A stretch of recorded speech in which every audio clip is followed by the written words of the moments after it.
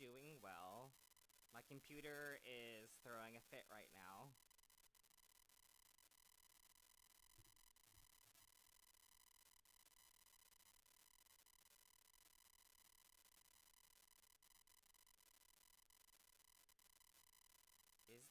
Is my computer gonna smooth out, or is it gonna...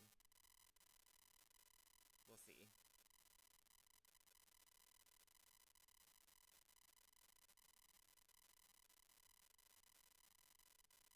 Not sure if I need to restart.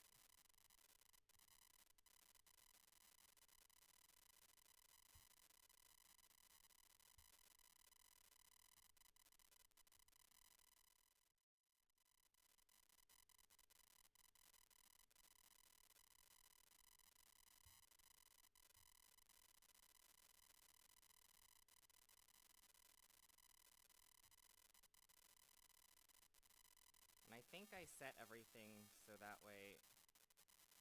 Let me just make sure that the game can be heard.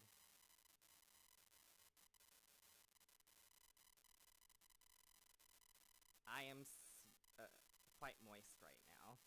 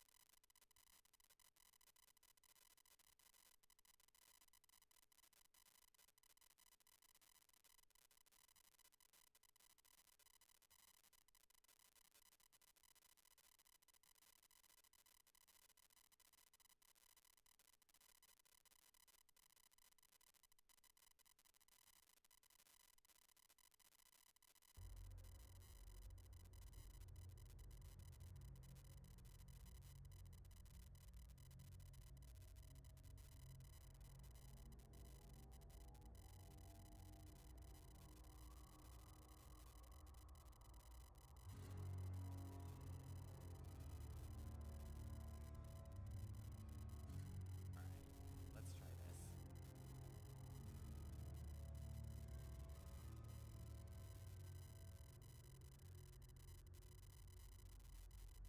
Am I gonna be even able to move my game around?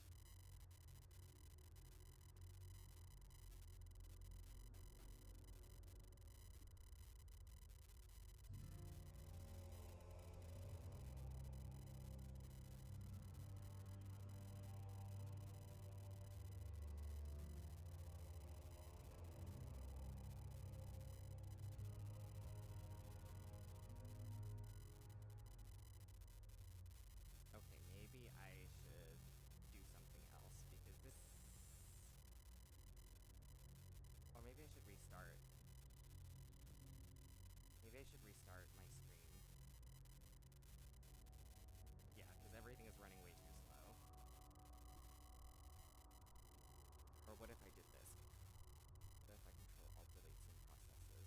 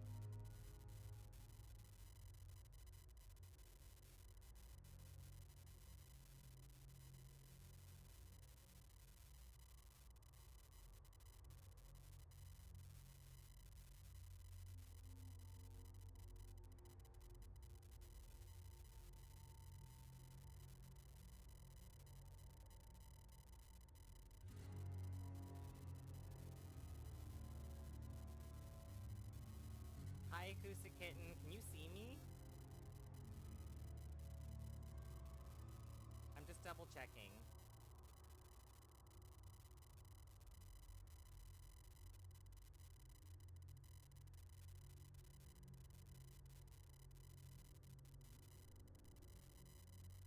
Because I have the game on performance mode, so I just want to double check that you can. Okay, you can see me and you can hear me. Okay, cool. I guess yeah, you wouldn't be able to respond to me if you couldn't hear me. So.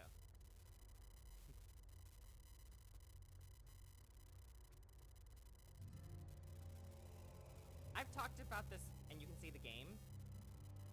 I've talked about this before, right? I get very like neurospicy and divergent towards people that when we're on a Zoom call, like when people are like, if people are introducing themselves, right, they're like, "Hi, yes, can you hear me?" I'm like, "No, but we wouldn't be able to fucking answer you if we couldn't hear you."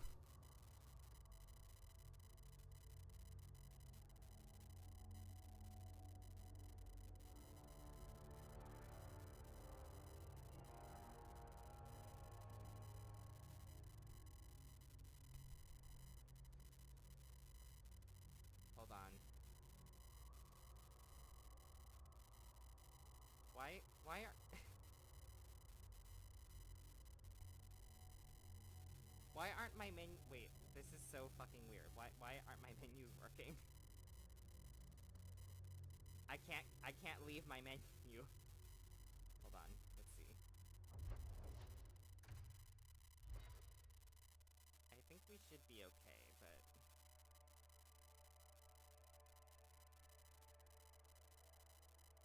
am I gonna have to restart the stream? Let's see. I don't know if we're gonna be able to play this.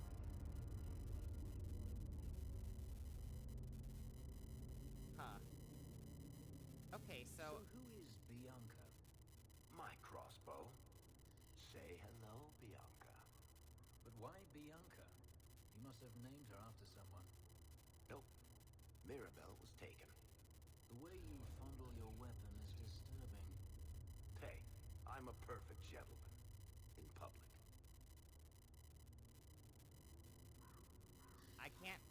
I can't go to like a menu, another menu in the game. That's really weird. I can move things, but I can't access the menu. Okay, I need to close the game. Okay. Is this going to be another round of tech support with Chris?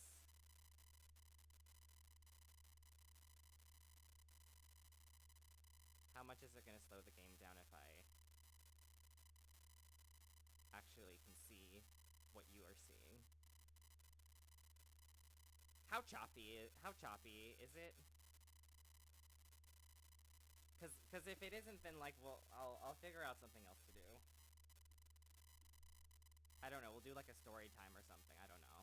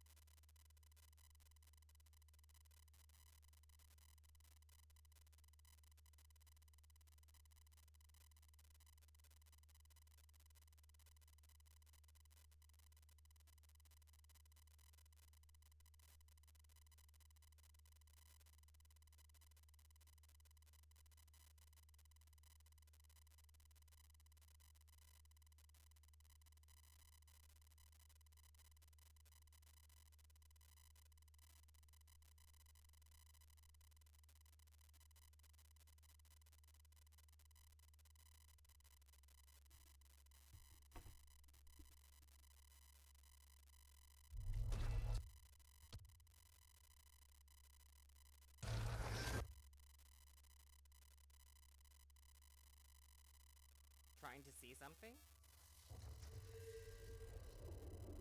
I'm saying something right now.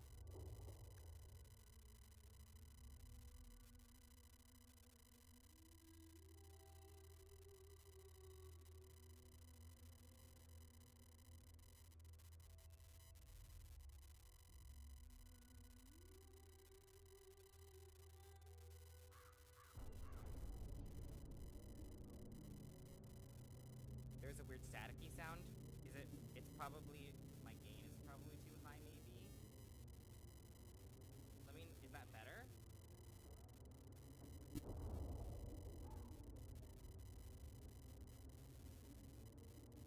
Oh, I think it's because the mic is probably picking up the very loud fan. Yeah,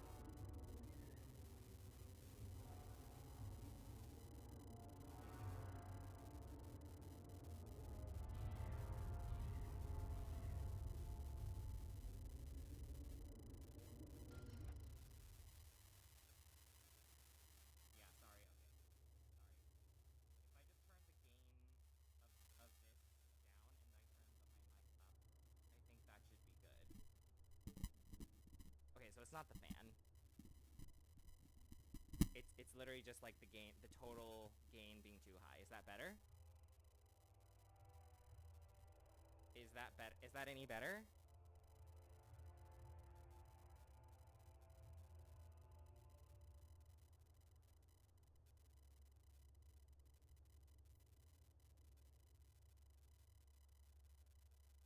Because right now, I don't think I see any levels right now, which is, I think, a good thing. Let me know. Nope. So Okay. who is Bianca? My crossbow. Say hello, Bianca. But why Bianca? You must have named her after someone. Nope. Mirabelle was taken. The way you fondle your weapon is disturbing. Hey, I'm a perfect gentleman. In public. I had this problem before. I thought it was just... I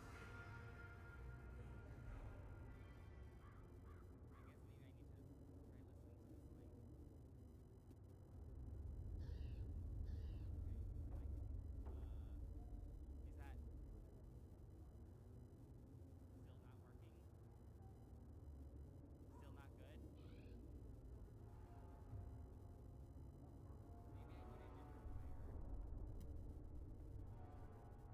Or, hold on. Is that better? But the sound comes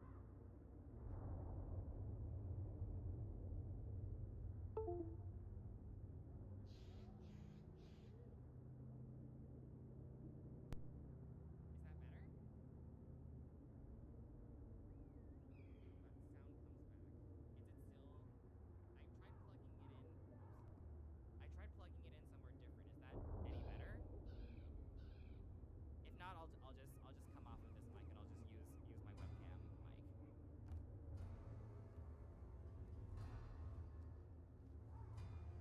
That's really shitty. I might have to return this mic.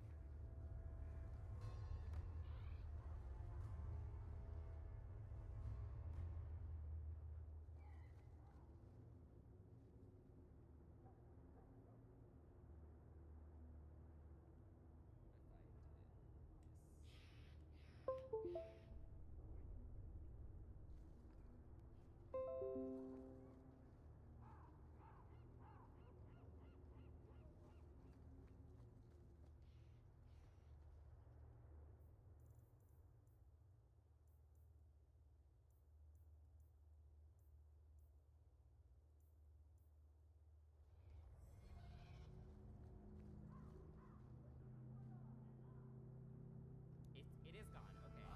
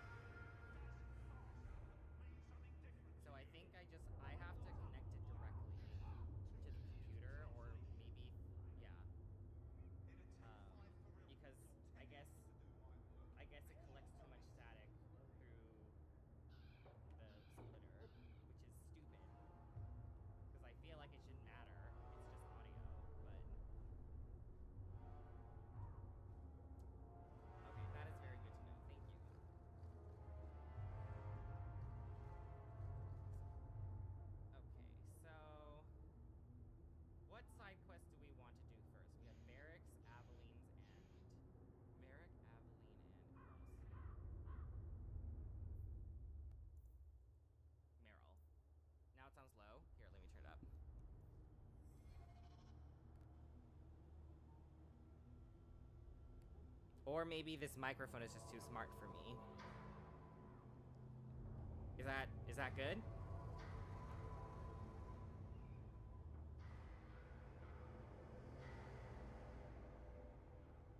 We can work with low. We just can't work with...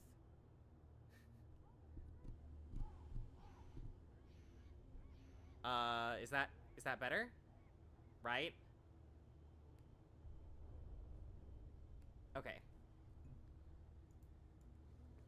It's a new mic. I bought like this new like mid-tier USB mic for like just in case I need to do voice recordings or like self-tapes here at Irvine at the parents' place. Whoops. So yeah. I'm figuring it out, and I had that problem before with the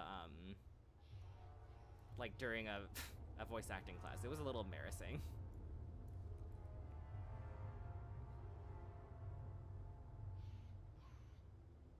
Yeah, I don't know.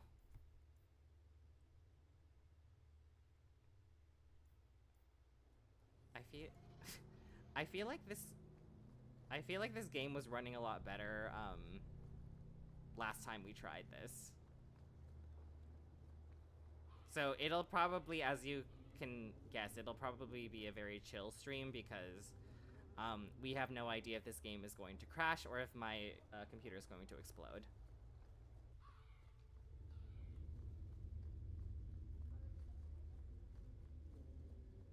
Also, I don't know why, like, I don't think it's a good idea. Oh, here we go, okay.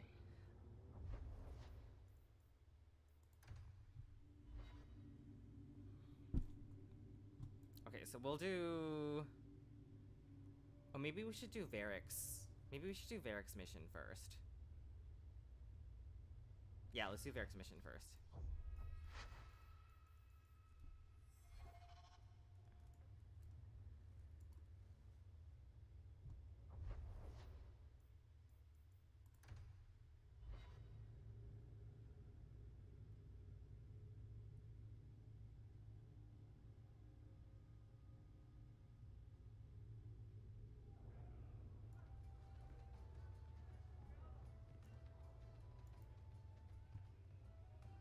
Got a minute, Hawk?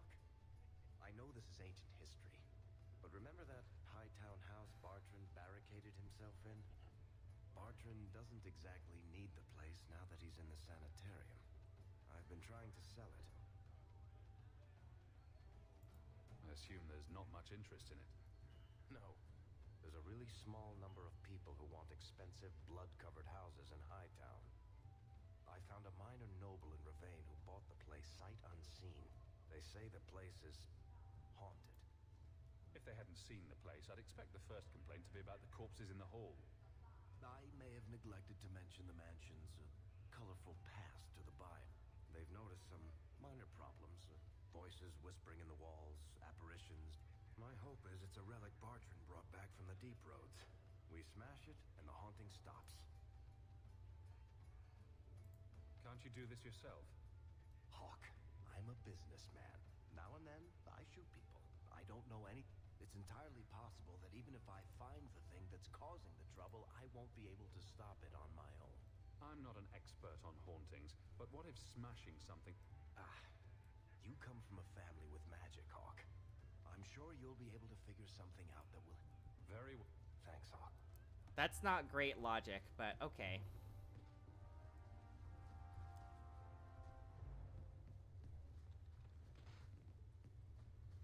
You're not a mage, but you come from a family of magicians, so you have to know what you're doing.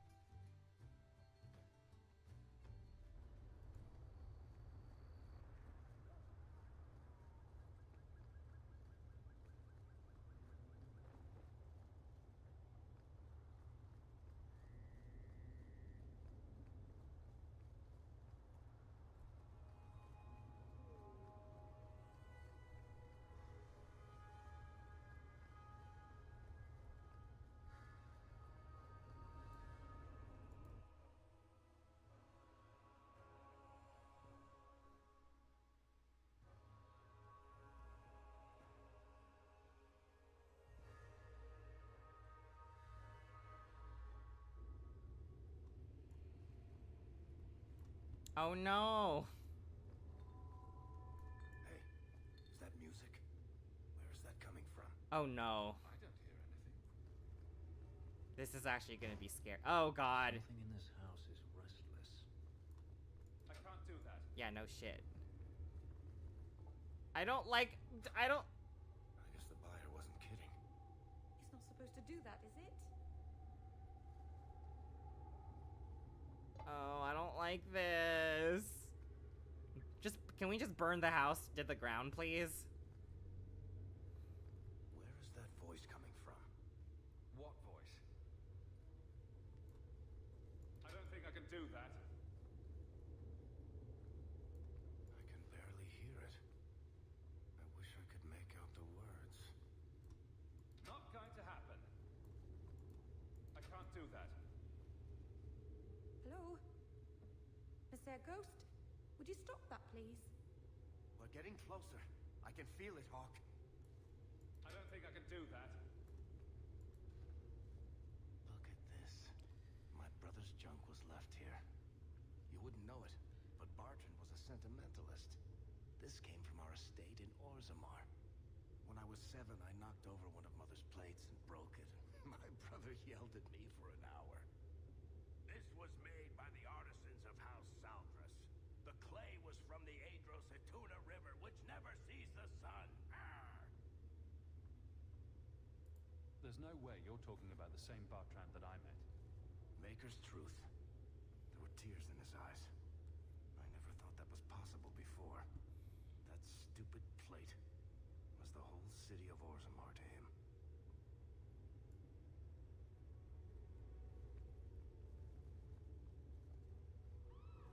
Powerful magic, or many thousands of deaths, must have happened here. This isn't being caused by some random artifact. The idol is still in the house, Hawk. It has to be.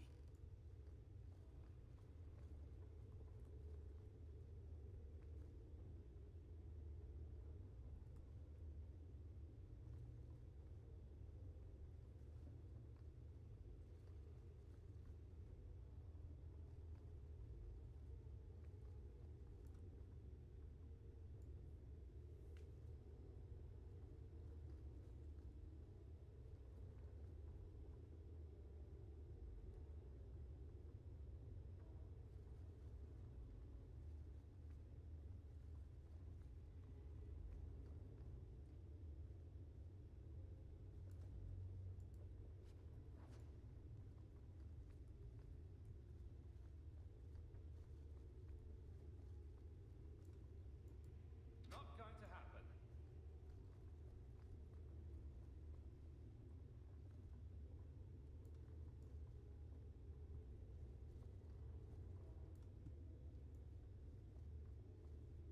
Oh, cool. That explains a lot.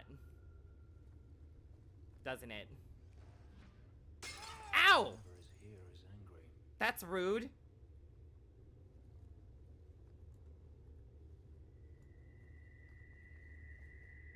I don't like this. I didn't sign up for a horror game. This is how it would be in Until Dawn, but it would be worse.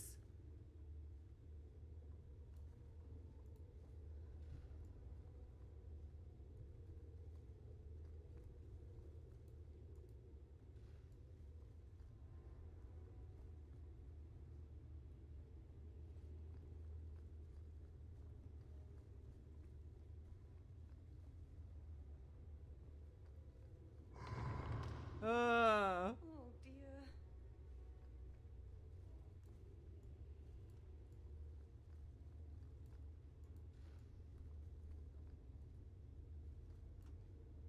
That should do it.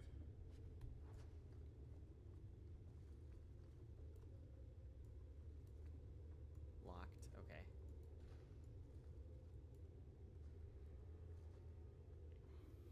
Are you real?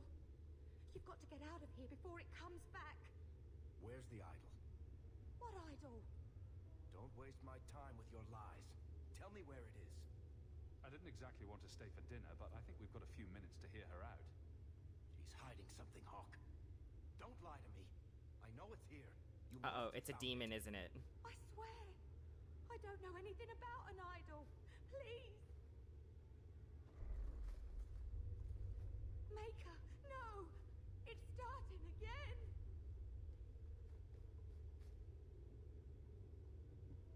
Where are you going?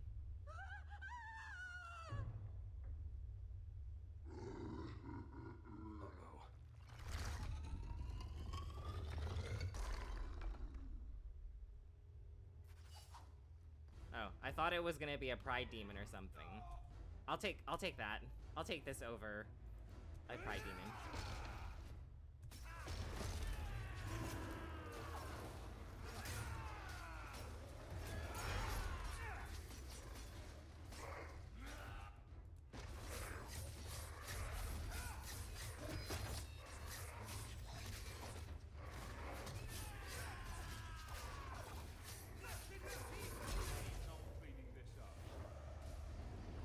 Oh, no. Everything is so much more scary in this context.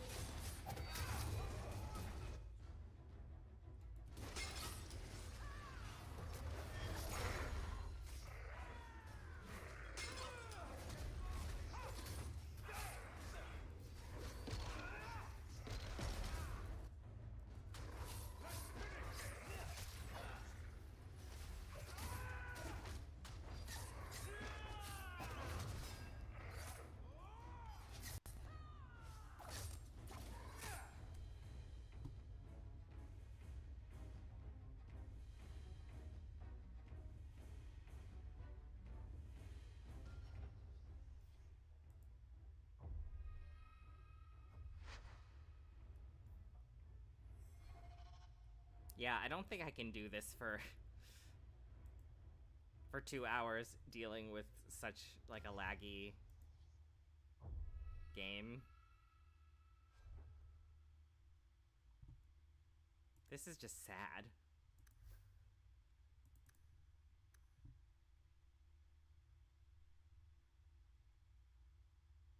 I can't even properly click on a potion. Because the mouse keeps lagging too. Like, the mouse keeps lagging. I can't even click on anything properly.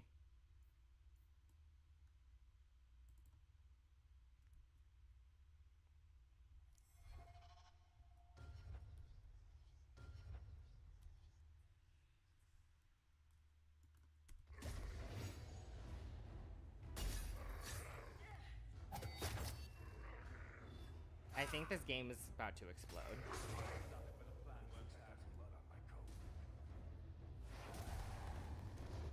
We'll just shoot the shit or something. I don't know. What about the game right now is causing you to lag?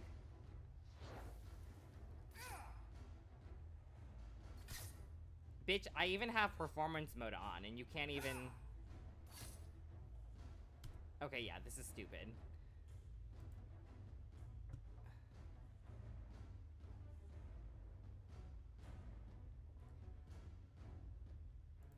Yeah, I can't even move my mouse properly. Okay, 1 second. I'm just gonna close this and we'll do something else.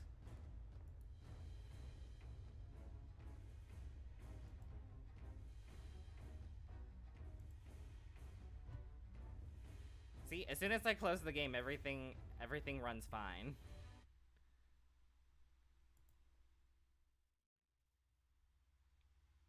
Okay.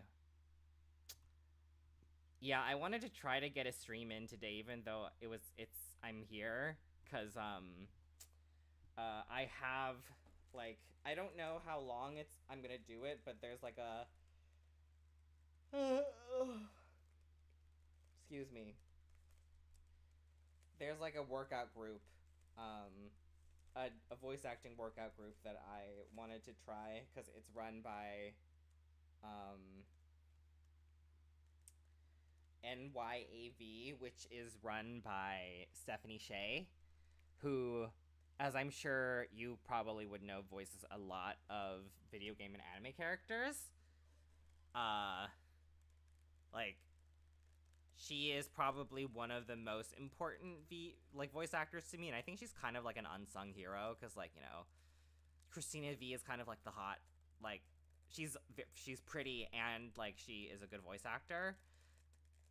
But Stephanie, like, she's been around the block, and she voices Sailor Moon. She voices Orihime from Bleach, and a lot of other characters that I can think of right now. Most importantly, it's Sailor Moon. So, and Aaron has talked a lot of good things about her. So, I'm excited for that. We'll see how long it goes. I don't know, but also, like, yeah, I didn't want it to be on like on a streaming day, but I feel like it's a new school, and I want to work with Stephanie Sheh, so I feel like I kind of just had to do it. Yeah, and Hinata. Yeah, you're right. How could I forget? Yeah, so she's been in like some pretty big projects to me. Like I like, yeah, I really like her voice. I think she is like a perfect Sailor Moon.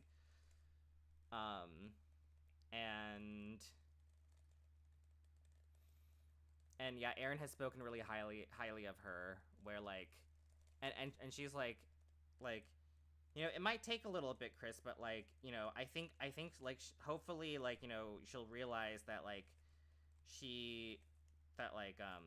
that you kind of fit like a niche that she kind of needs to fill when she casts for things, which is very sweet.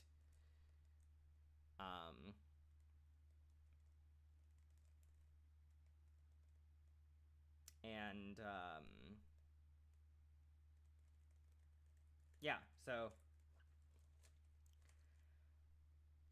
excuse me, hopefully we'll have like a bonus day or something. I don't know. I apologize that like the schedule has been so so hectic. Like I did not realize, because I was busy, so I was busy thinking about like other things, and like, you know, bringing my sister back here because my dad came back from Texas, that that I literally stacked like 3 classes, like one each day on Friday, Saturday, and Sunday. God, even now, like my webcam is, oh, here, let me, if I just close EA, I think that will help a lot. That's what was happening, I think. Does that help? Streamlabs? Maybe a little bit. I literally have nothing else open right now. Okay. Am I choppy?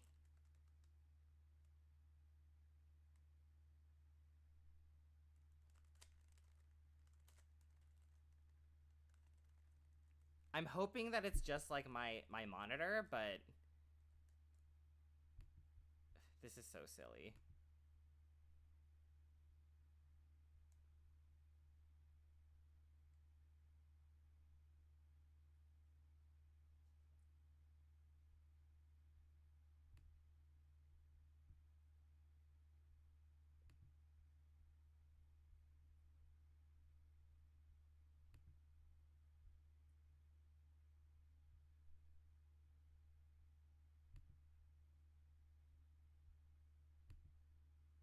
I literally don't have anything running right now.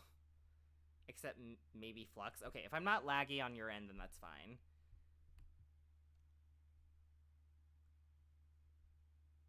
Okay, so I'm just gonna go into performance mode, just to be safe. Alright, so... yeah, so... Friday I had an accent class. I had a private accent class with someone that a classmate from the PCB Studios class recommended to me, and I really like him, and I really like his lessons. Like,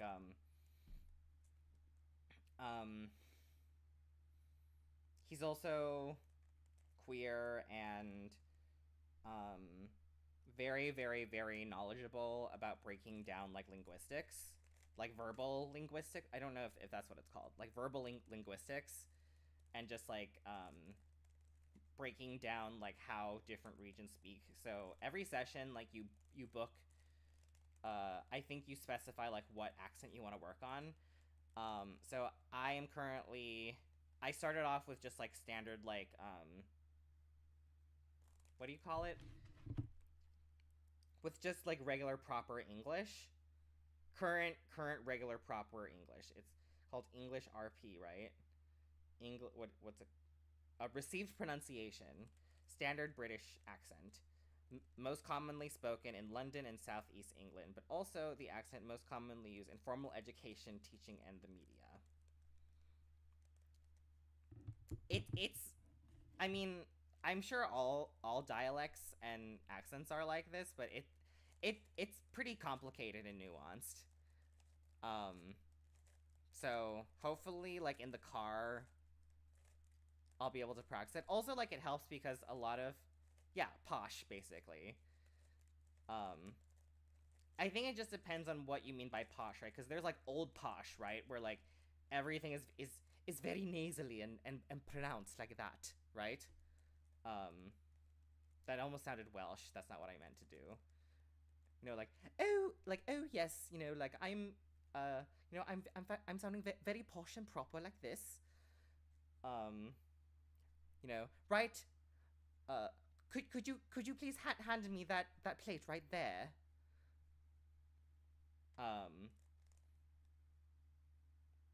And I think what they were teaching me was more like it's a lot less uptight. Like it still sounds posh, like in comparison to like Cockney, or like, you know, Australian accents, I guess, you know, because, you know, traditionally, right, to give off intelligence, like most people just give them an English accent, like a posh English accent, right? I need to do more studying, but it, you know, it's more like, you know, what you would hear in like, you know, like what how Emma Watson would speak.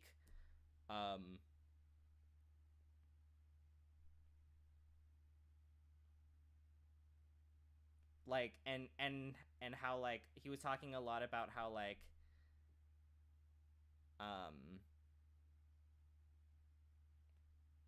he gave me like docs and stuff to practice with, like, so it's pretty good value. Like even though it's like 125 per hour, like it's still like he gives you like a lot of resources to practice like off, like when you're not working with him. And I'm not sure, I think probably I might want to work on like maybe Mid-Atlantic with him next time, like in a month or two, and then maybe also Southern. I think like those are like 3 accents, and maybe I don't know about Australian. I can do Australian because I've listened to a lot of Community Channel from Natalie Tran, but I don't know if I like want to be like an accents guy, you know.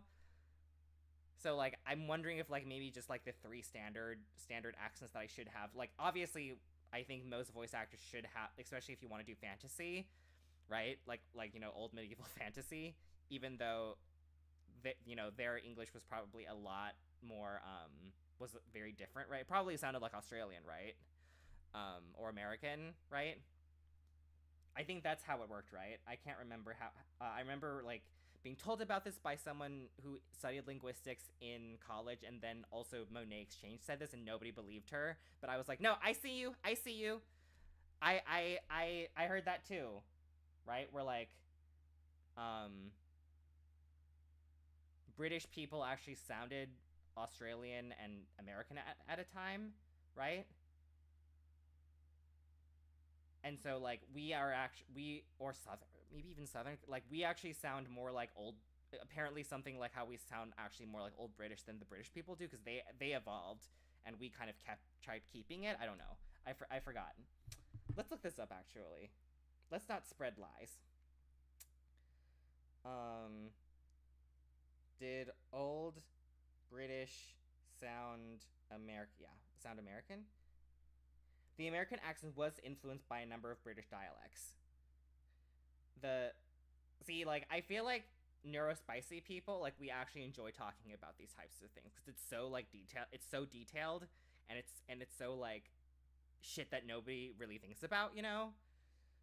And, you know, like, especially if you have ADHD or maybe even autism, you know, if you're on the spectrum, probably, I would assume that, like, you really, really enjoy, like, studying accents and, like, dialects and, like, not like, studying them in, like, an academic way, because, like, it is hard for me to wrap my head around, like, the actual technical rules of, like, and the names of the rules and, like, all of that stuff, but, like, listening to people with different dialects talk and then, like, trying to mimic them, you know? Yeah. However, the British accent has changed significantly in the last 2 centuries, while the American accent has remained more or less the same. So apparently we sound more like Old British than the British people do, but to communicate that they're British shows, we will still use, like, a current British accent, because it sounds more posh, right?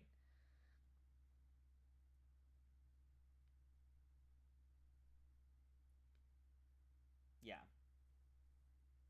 And yeah, like, just, like, dropping current, you know, British accents, they kind of drop R's a lot, right? So it's like they don't say there, they say there, right? They don't even say the R, right?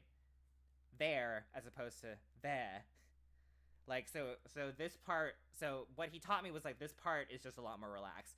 We talk like this a lot, right? American accents, they're like this a lot, and British people, they're like this a lot, right? Like, not as much cheek. Not as much cheek. Yeah, Shakespearean English sounds a lot like American English sounds today. That is hilarious. That is hilarious. I can't even wrap my head around that.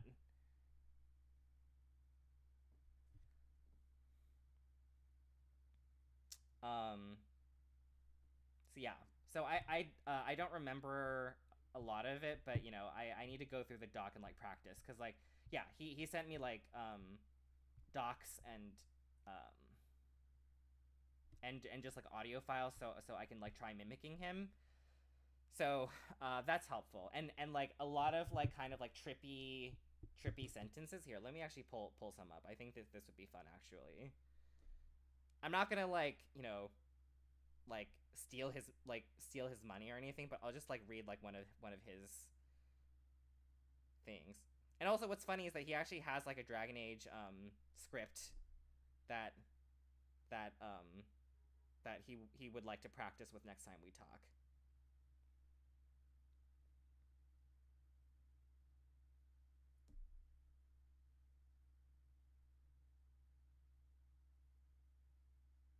I'm not gonna show the docs, obviously, because you know, I don't think I should, but let's see. Goose. Right, like OO sounds are like, oh, here's a good one. Dress, shed.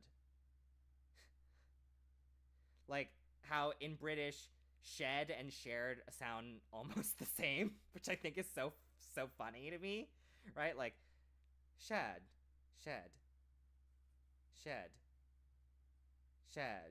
right? They sound the same, right? Shed just sounds like how we say it, right? But then British shared, shed.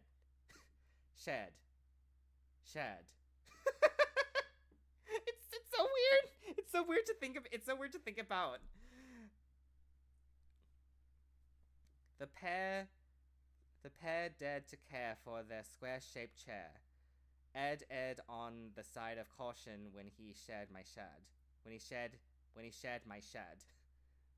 When he shared, like I still catch myself using, like, going into that R, and I think that is more like old British, right? Like, non-current British, right? Like, I think right? Because I think, like, something interesting that he said to me was, like, the way that most dialects and accents change throughout time, like as time moves forward, is that it usually gets like a little lazier, because like we just figure out ways to like communicate something without using but using less effort, which I think makes so much sense, right? Because we're lazy. We're just naturally lazy beings. So I think like back then, right, they would say something like, I shared with you, right? I did share it with you, or something like that, right? They actually do say the R, but like now more it's just I shared it with you. Shed.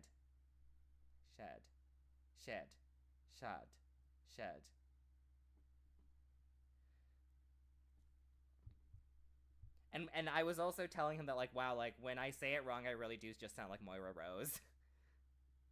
Right? Like a very like weird affectatious like kind of like posh accent that's not quite, kind of transatlantic, kind of British, kind of American, you know? It's kind of like this weird chimera of like whatever Catherine feels like she says, and it's brilliant. Tumblr thing. Yeah, that's cool. Here, let me look that up.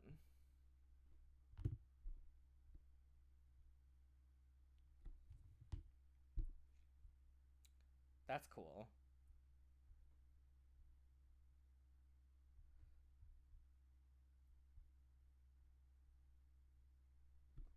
Is not a sign of ignorance, but actually the fact that, according to linguistics, we're the only people left that sound like our ancestors. Because if you listen to native-born Southern speakers, the average Southerner tends to sound like this. What we call this moonlight magnolia drawl. Because if you speed up that Southern drawl, it over time rapidly becomes a British accent. Does it? Over time, if you speed up that Southern drawl, it rapidly becomes British accent.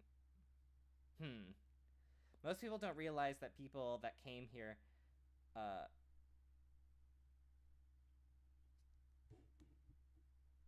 by the third and fourth generations, the kids don't sound like mom and dad anymore because they're starting to develop a slight elongation in the way they talk. What's today called the Virginia Tidewater accent. It's not a complete Southern drawl because that's port area. But as you go farther into the southern interior and the years progress, the accent tends to get thicker, deeper, and richer. By Arkansas, Alabama, heck yeah, you got the full-blown Southern drawl. With, of course, certain exceptions in New Orleans, which tend to sound more like New Yorkers because of the Irish and the Sicilian Italian influence. Interesting. So you have to realize that at the end of the day, Southern speakers, like I said, we're not ignorant, as it's most often assumed, but we simply sound like the ancestors that came here so many years ago. Interesting.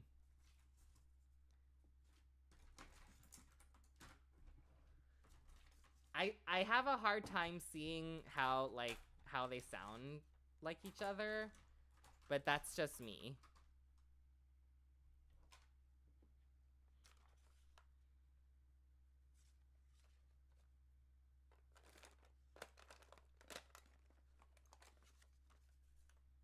I'm sure I'll figure it out at some point, but I have a hard time seeing it.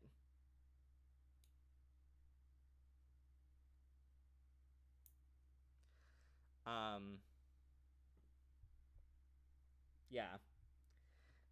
It's cool. I don't know if I want to, if I am like the go-to accents person, you know? I don't know if I want to be like a go-to accents person.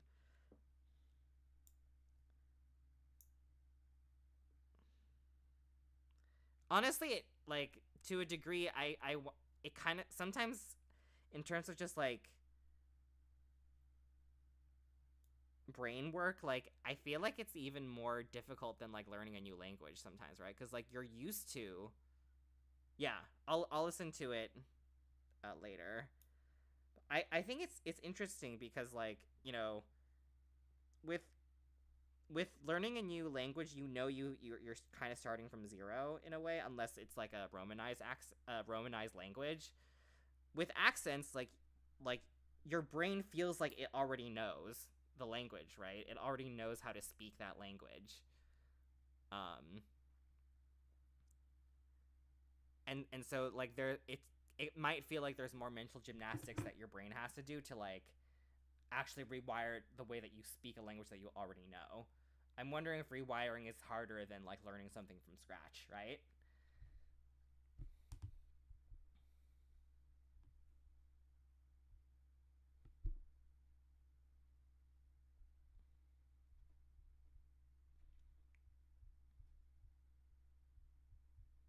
Oh, and also what's interesting is that kind of like in when you sing, um, there's like a linked R, so it's only like when you're kind of talking at a fast casual pace that you actually pronounce the R, but you kind of talk in a way where, uh, um,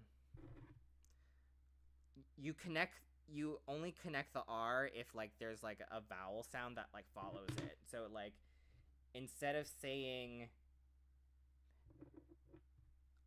so you know separately like the words are, you know, there are, so it's like, or let's use a different example. You're on, right? Like you're accepting a challenge, right? Like you're on. So the British separately, British pronunciation or English pronunciation is like you're you're on. Sorry, my brain was glitching for a second. You're on, right? But then connected, if you say it like quickly with each other, then you the R actually manifests, and when it usually doesn't, is lazy. If the R is just dropped, right? So it would be like you're Ron, right? And it sounds like you Ron. It sounds like Ron, basically. You're Ron. It sounds like I'm saying that you are Ron. So that's super interesting. Yeah, just stuff like that.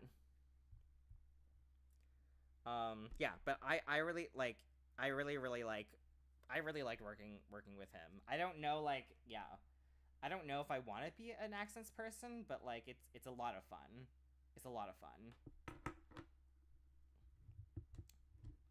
Plus, like, I think I've said this before that like probably one of my favorite. Oh, I think this is the most important list, right?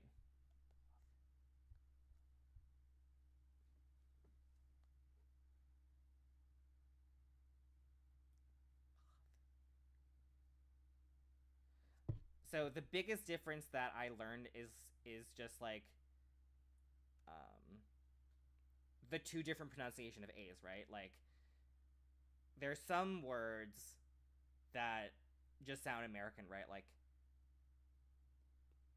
can and shall, right? But there are other words that sound that are British, like can't, right? Because Americans say can't, but we say can't, right? Or shall, I shall. I don't think there's a British way of like a British way of saying shall, right? Like you're just like shall, can't. Yeah, there's not like a good way of saying can't or of saying shall in British. Yeah, or yeah.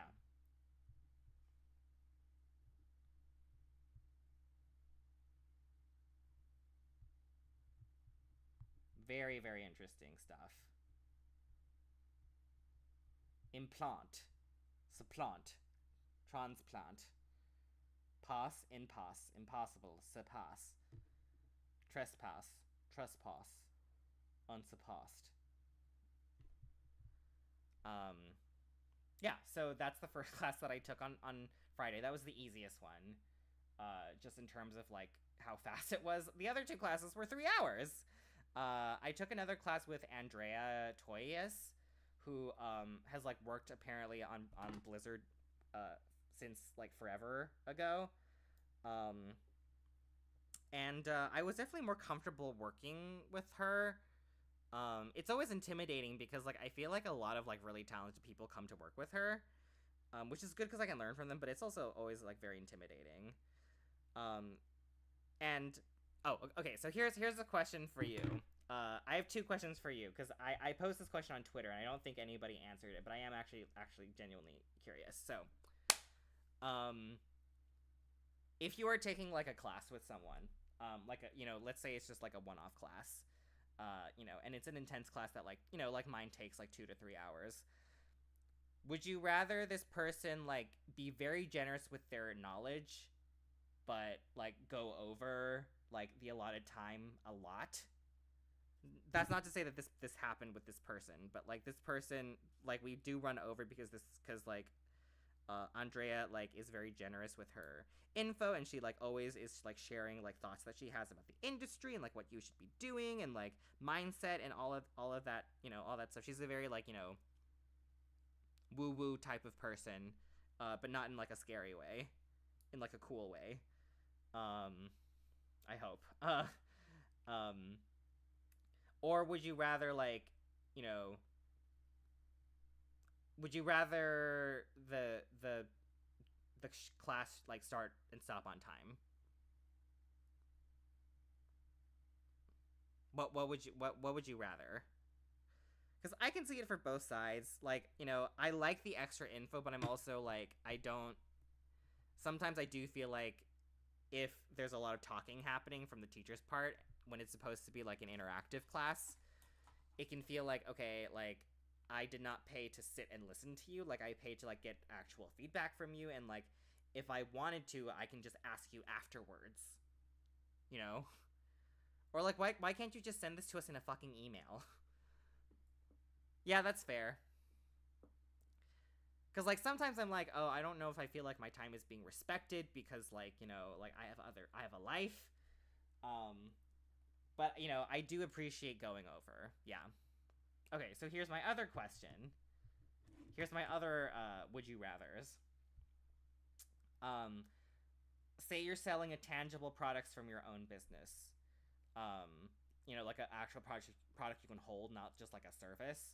And you know, like you're like, you know, maybe like at a trade show or like, you know, somewhere in public where you're like kind of you're trying to sell your thing and trying to get the word out about it. Do you like you have like a setup and everything? You have like a tent or whatever, or like a booth. Like, and I'm not saying that I don't know if there's like, I don't think there's a right or wrong answer.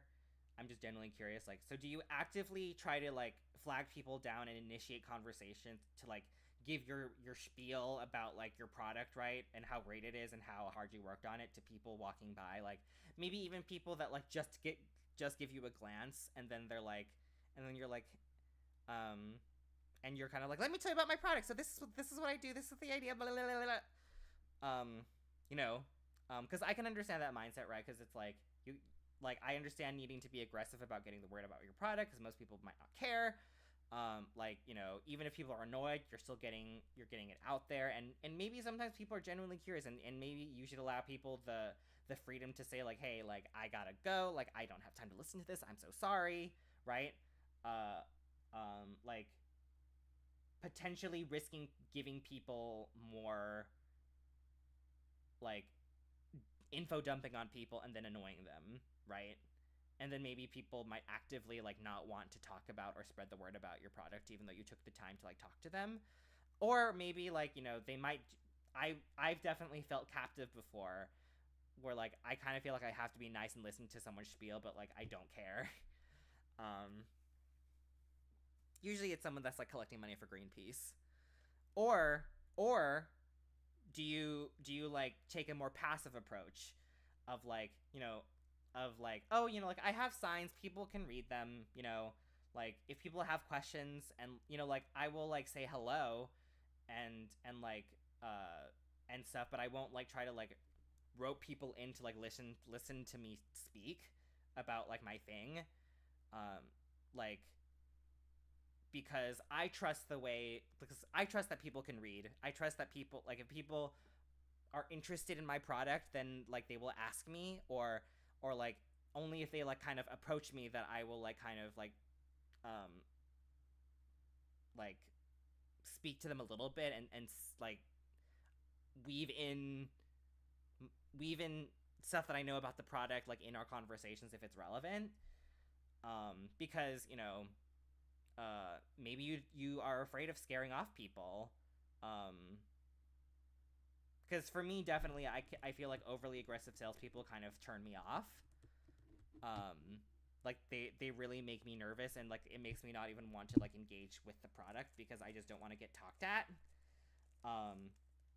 So yeah, those are the two options, right? I think it's tricky too. Because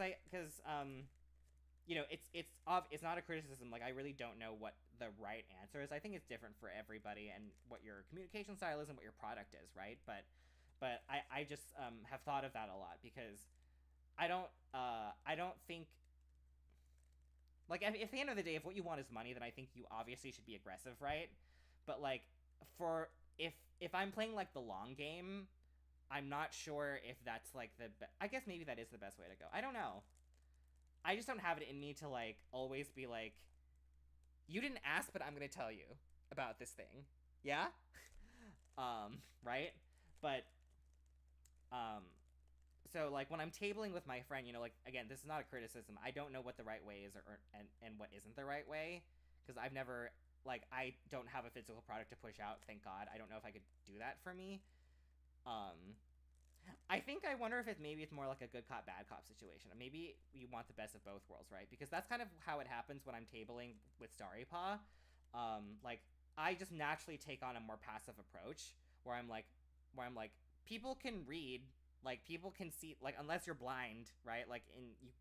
I will tell you obviously if you ask me, but like you have signs, people can read. Most part. Okay, that's not true. Sometimes people can't read, right? Sometimes people will like literally walk up to your booth and be like, how much is this thing, when the price is literally right fucking there. So I get it, right? I think there's a joke, right, from Superwoman where like people will literally ask like what is in a McDonald's combo when it's been the same fucking combo forever, Mary. So I get that, right? I get that there are really stupid people. I know this from doing bubble shows, right? There are real stupid people that like don't know what they booked, don't know what they bought, and don't know how to fucking read, right? No worries.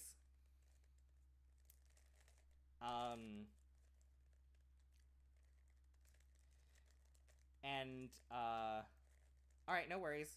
Let me know when you're back. It's no worries.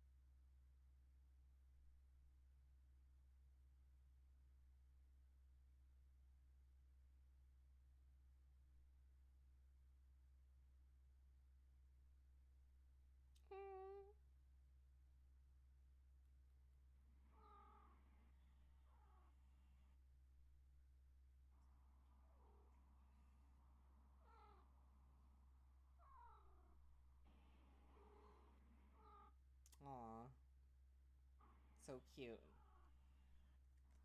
I'm watching a video where it's the noise your cats make when you wake them up. Not violently, but when you just pet them while they're sleeping. And it's so cute.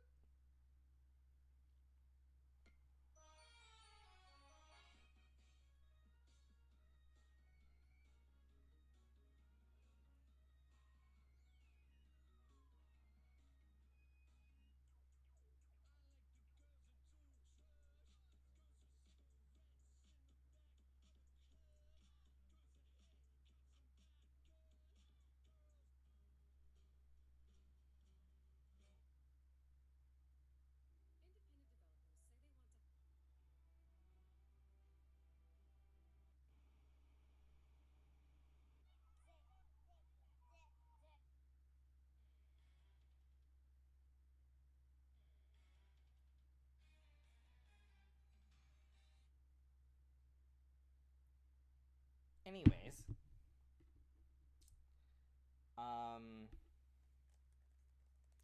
yeah. So basically, when I'm tabling with my friend,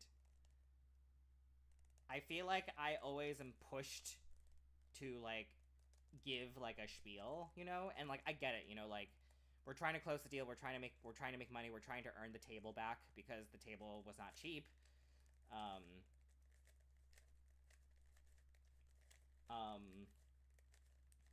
I really wish that they could just do like a percent base system. That's too ethical for most places though. But anyways, yeah, like I think I'm kind of like on like the most passive spectrum between like Diane, who is the one that owns and like it makes the stuff, who's the artist, and her little sister, who is like the most forward and assertive one when it comes to sales. And again, that's not a judgment on anybody. Like I don't know like what is, I don't think there's a right way of doing things. But she is very like, you know, if someone even like takes one step close to her, you know, she won't pounce on them, but she'll be like, you know, just to let you know, you know, we have deals on this, and also we just launched this. And you know, she has like a spiel about like how like, you know, oh, here's the artist, this is my sister, this is like why she did all of this, you know, like she did it to accommodate like colors of cats and stuff, and like, oh, you know, like we also just launched this bag, and like look at how beautiful this bag is, like I use this bag all the time, and like look at how soft this is, look at how the tongue sticks out, and you know, we product tested this for a whole year to make sure that it was perfect. Yeah, that type of thing. And for me, like my idea of like giving people a spiel is like normally I would just be like, hi, hello, and then I would just let people look, and I would be like, oh, you know, let me know if you have any questions, or do you have any questions? Otherwise I would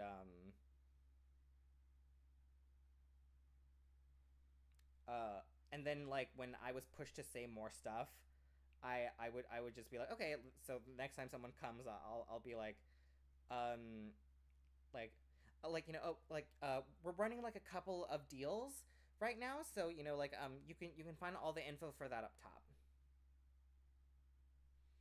and it's only when someone is like, oh my god, these are so cute, or like or even if they just ask me like, oh, how much is this, or that type of thing, then I'll be like, I'll give more of a spiel. I'll do like the whole like because it feels more organic, right? It feels more like I'm trying to like have a genuine human connection with you, as opposed to just trying to close a deal on you.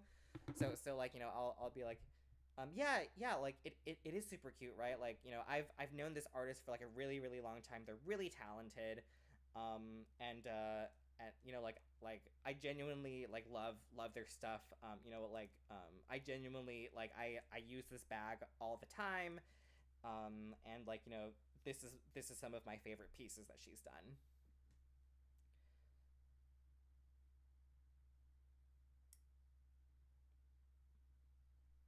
So, yeah.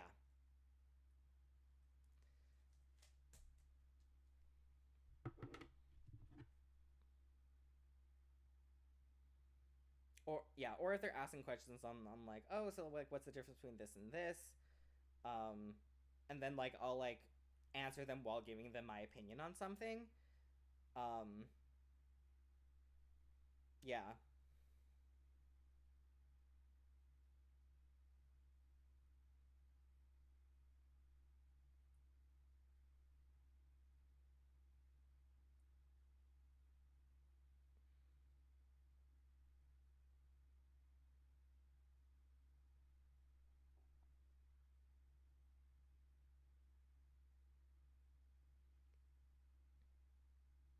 Also, um, I think I kept away from watching it because like I actually didn't, because like I don't know, I wasn't sure if it would be like a good show for my anxiety, but I actually didn't realize that The Bear is a comedy. And you know, like I think Jeremy Allen White is quite pretty. So and it's being used as an example of a comedy in my writing class, which I just started on Sunday today. That was my third class. So I took a voice acting class with a video game director, and then I took a class and today for writing. I booked this one way far in advance, and I couldn't. I would have moved it if I could. I couldn't. I'm very tired. Uh, and that's kind of like the example that we're using. And because I didn't watch it, I need to watch it. I don't have to watch it, but you know, I feel like just to follow along with the class, I should watch it. At least I'll watch like the first 3 episodes or something, right? But knowing me, I'll probably like it, and then I will like, you know, not get any sleep for like 1 or 2 nights by just binging it, which I know that I shouldn't do. Hi, Kusa Kitten. All right, so yeah, basically what I was saying is like, you know, I am basically like at the far at not the far end. I'm like, if you have a spectrum between like passive and like, you know, active like salesiness. I am like the passive one, right? I'm the one that just says hi to people. Like even that can feel like a lot to me with my social anxiety. Like I'm just the one like if somebody even just passes by and like is looking at the stuff, I'll just say hi, and I'll kind of like see how they react to that first, and then I'll like say one more small thing of like, let me know if you have any questions, or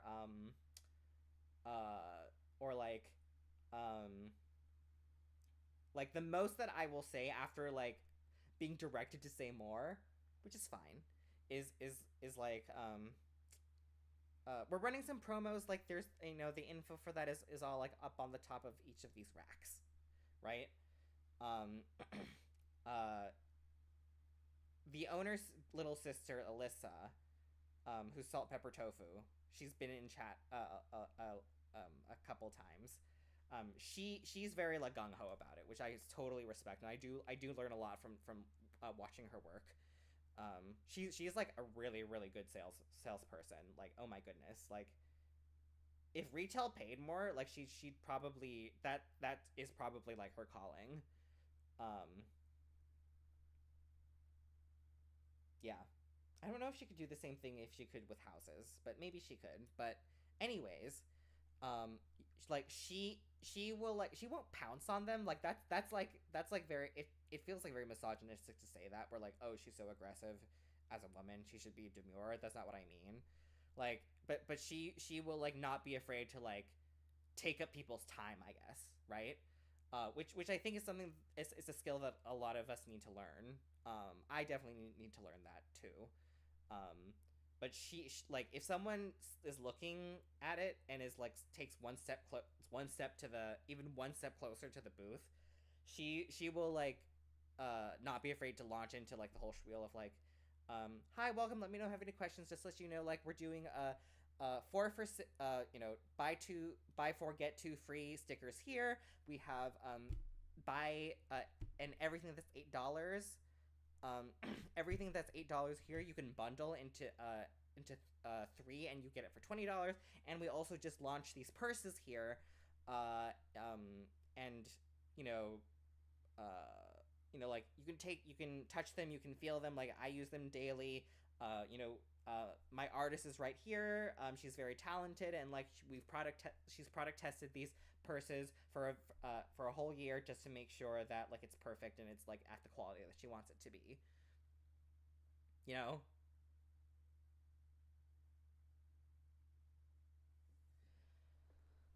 Right? So like for me, sometimes I worry that that's too much, you know? So I'm the person that's just like, like I feel like people can read. Like people can read if they want to. Like I see that most people can see the deals that we're having because we have big signs for them. But she's very like, no, like I'm just gonna communicate it and like because people might not see it, and like I want, like, we have to like entice them before they walk away, which I totally get. Like I really do understand that, and I probably have sacrificed a lot of sales in my day, not for this booth, but it's easy because I feel like the merch sells itself kind of, but to people who like have good taste. But yeah. So you're saying that you like people that give you like the big spiel? Or you mean like super authentic salespeople in terms of like me only in the way that like I chime in only if like I see like an opening for it, like a tiger, like I pounce on it? No. But yeah, like I try to do it more organically. Yeah, cuz like if someone is more shy or like socially anxious like me, even though like I love people and I love talking to people, like I do have a battery that runs out sometimes quickly, and like if someone gives me a long spiel like that, I tend to like kind of shut down a little bit. I try to like just find a way to get out of the conversation as fast as I can, right? As opposed to like I'm giving people their space because that's what I would want. Like I don't want someone talking at me like and trying to sell me something as soon as I walk towards the booth. Like it kind of annoys me when like I walk.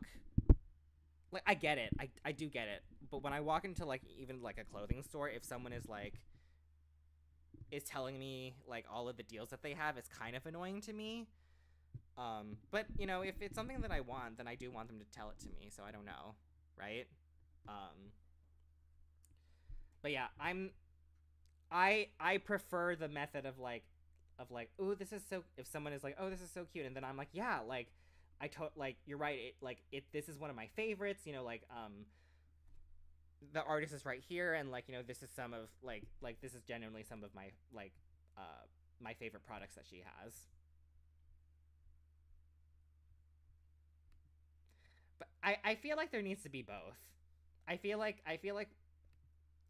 it's a best of both worlds situation, right? Like you need people like me so that way like the more shy, reserved people can feel safe, and so that way they don't feel like they're like being forced into a social interaction. But also like you need some people that just needs to be told about stuff. You need people that just need to. There are people that just need to like tell people.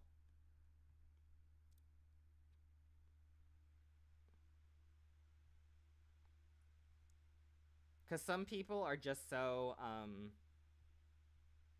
okay, I got your requests. I will fulfill them. Uno momento.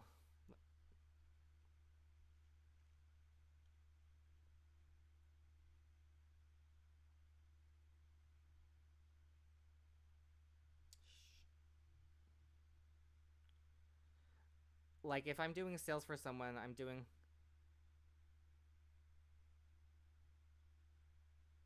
If I'm doing sales for someone else, I'm doing a lot. Yeah.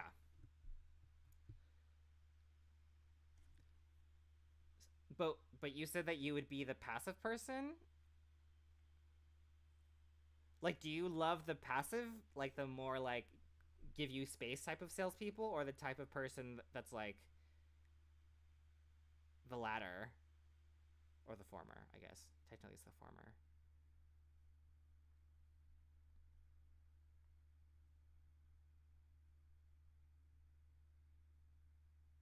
Hi, Snow Owl. How are you?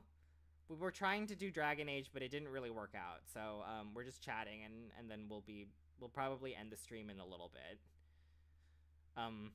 I've been taking like an accent class, and I also overstacked my weekend because I had an accent class on Friday, voice auditions class on Saturday, and then Sunday I had a fucking today. This is how you know my brain is mush. Today I had like a writing, my first class in a writing class. It's the second writing class I'm taking. It's the first class of that class. Yeah, see, that's how I am too. Like, I'll be nice. Like, I think I should, like, I think I do, when I think about it, like, you need to initiate a conversation to let them know that, like, you are engaging with them, but, like, for me, I'm like, I don't want to, like, try to continue the conversation with you unless, like, I see an opportunity for it, right? Because we're talking right now, like, because I find it interesting because, like, I notice that I have a very different selling style than the artist's little sister for the stickers that I gave you, Snow Owl, for Sorry Paw. So I am a very passive, or like, I don't even want to call it passive because it's not like I'm not active. Like, I'm actively listening. Like, that's still something active that I'm doing, and I'm actively observing them, and like making sure that like everything looks good. Like, that's active. I think it's in just mentally active. Mentally unstable, some would say, but like, I prefer to give people space to watch, to like look at stuff, right? And like, if I see that they really like something, or if they comment on something to their friend, I'll like chime in. I won't be afraid to chime in and be like, yeah, like, you know, those are like a bestseller, or like that, that's one of my favorites. We also have this over, like, this is also one of my favorites here, that type of thing. And I do think that she gets more sales this way, I think. I guess, I don't know, maybe because we live in America that people respond to it better. I don't know. But, you know, Diane's sister Alyssa, Salt Pepper Tofu, who has been on this chat sometimes, she has a more assertive method, which I still respect very much. You know, she will give you, you know, like a whole paragraph of a spiel before she lets you browse. You know, she'll be like, hi, welcome, let me know if you have any questions. Just to let you know, we have this deal over here where you can buy four get two free. You can get 12 stickers for $20, and you can also group any of our $8 items for 3 for $20. And we also just launched these bags over here. These are so beautiful, right? They're so cute, they're so velvety. Take a feel at this. I can fit my phone in here. Like, I genuinely love wearing this, and my artist, who's my sister over here, she product tested this for a whole year, and that's her intro to people. Like, I can do that. It's just that, like, I don't feel like it's authentic to me. Like, because for me, like, if I'm shopping with somebody, we're getting really into the weeds about, like, the psychology of shopping, which I think is quite fascinating. Because there's so many, like, methods to go about it, right? Like, do you assault people, their senses, and excite them? Or do you kind of, like, let the product speak for itself a little bit, you know, and, like, not, like, not feel the need to, like, close, right? Because I feel like in the long run, like, not being so, like, close-centric is... That's a good question. I mean, for us, it's a con, right? Like, we sell at cons. And I did talk about, like, when I go into a retail place, like, I appreciate it, but it does annoy me when like, when, like, the workers have to say more than just hi to me, right? Like, if they do the spiel too, where they're like, hi, how are you? just to let you know, we have a deal on this, and like we have new releases on this, and this. For me, I'm like, I have eyes, I can see that. Thank you. But also, I'm not as observant as other people, because I said this before you came on, Noelle, that like I totally get the need and like the reasoning and the importance potentially to close a deal by like just verbally just like ramming the information down their throats. Because there are some people that are real fucking stupid, right? Not us, we're great, but like there's a lot of people that like they literally will have like the prices or the info of something in front of them, like less than 2 inches away from them, and they will ask about what they have and what the prices are when it's literally right fucking there in front of their face.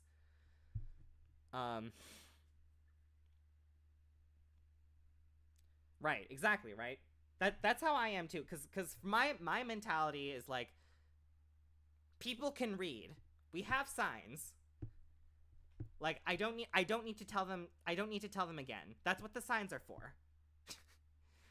But also you can look at the signs as just like a reminder, right? So you don't have to ask me again. So I get that.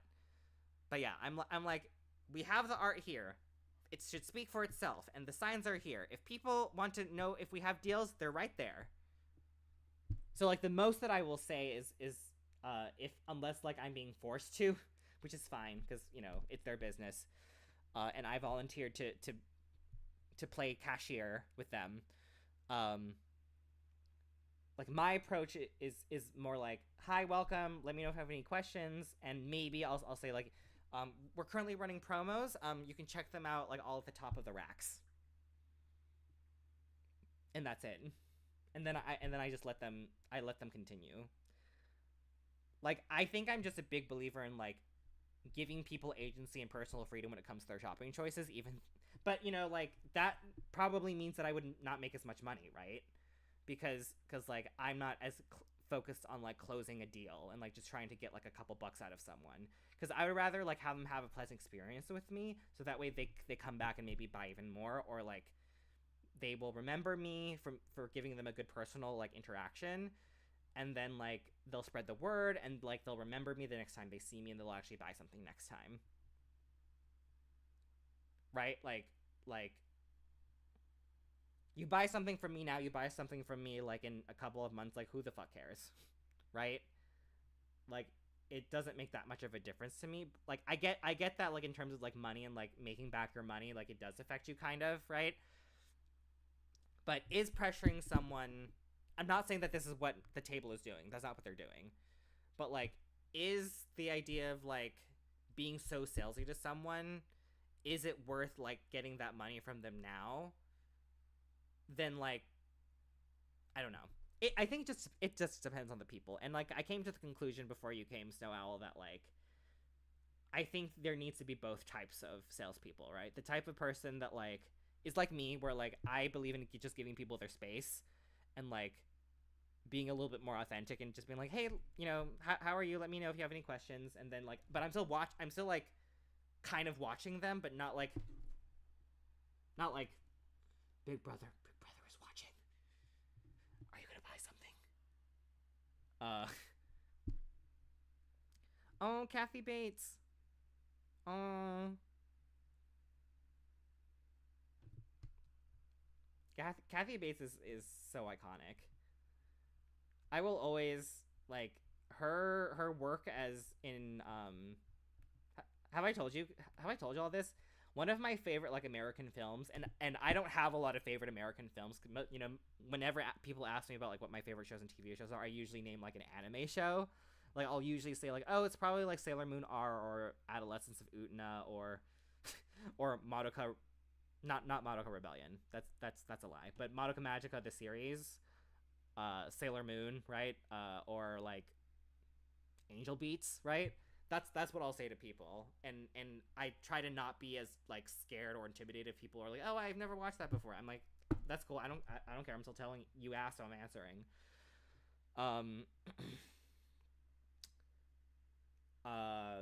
But my favorite like piece of American media, like my favorite American film, is probably Misery.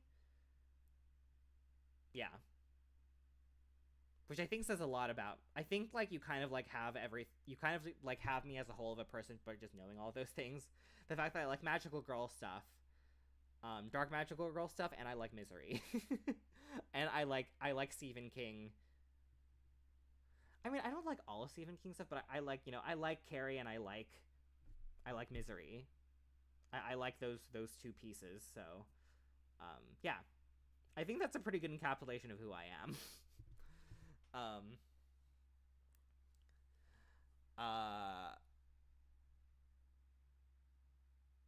Yeah.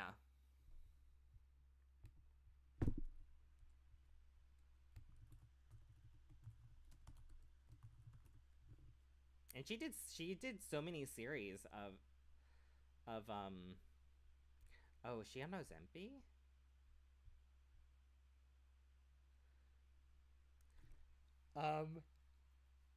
Excuse me.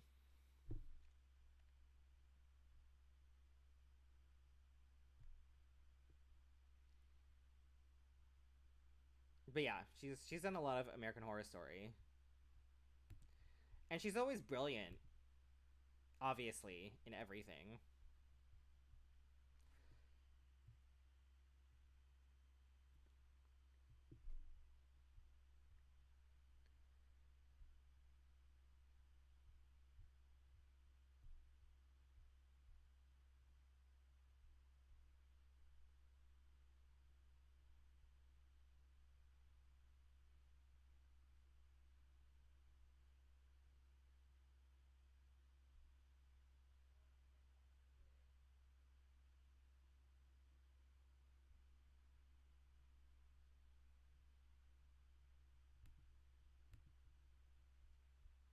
The Weed Show.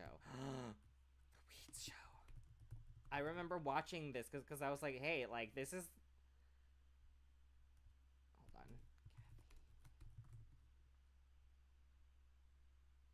on. Oh, Disjointed. I don't remember this one. Which is probably why. Netflix? God, a starring role for Kathy Bates and it flopped? That is so sad. I'm hoping that it's...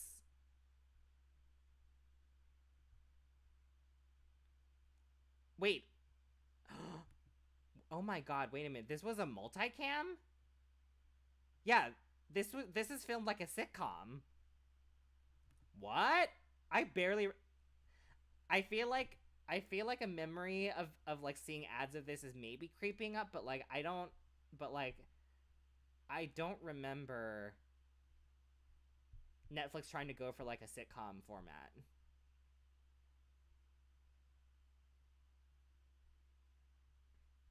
That is fascinating to me. That is fascinating to me. I did not know that Netflix was trying to go for like a traditional 3-camera setup.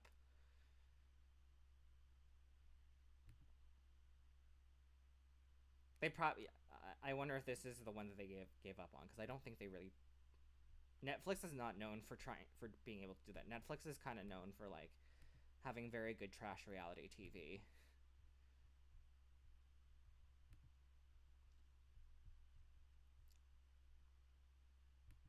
I thought you were talking about the movie, the series Weeds, with Mary Louise Parker, because that was a very interesting show.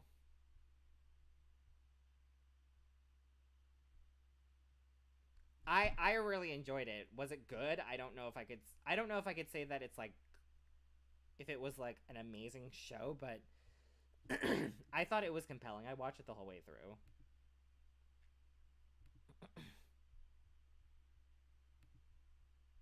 But it's probably not as good as Breaking Bad.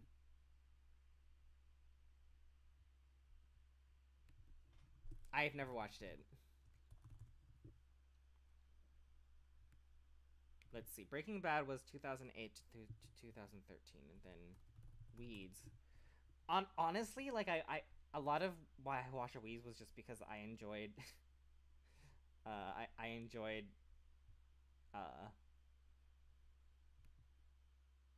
I enjoy watching a MILF get kind of like lose her shit. and I enjoy her like being courted by younger hot men. One Day at a Time. I do not remember those. There are some really, really great scenes in Weeds, though. But yeah, I think, I'm wondering if it like, I wouldn't be surprised, because Weeds came out before Breaking Bad. I would not be surprised if, like, it's not that the show got bad, but I think, like, people kind of, like, it was slow. It's not like it completely killed Weeds, but I wouldn't be surprised if Breaking Bad, like, just continued to, like, overtake, like, that type of genre of like, good person does bad thing to make ends meet, and they kind of get sucked in by this, like, crime world. Like, I wouldn't be surprised if, like, it kind of just overtook that, and so people are like, I don't have that much time in the day to watch, like, two shows with the same type of premise, so I'm just gonna watch Breaking Bad because everybody says that that's, like, the show to watch as opposed to Weeds. Even though I think Weeds is quite a good show too. It did have a blackface moment though. It had one blackface moment.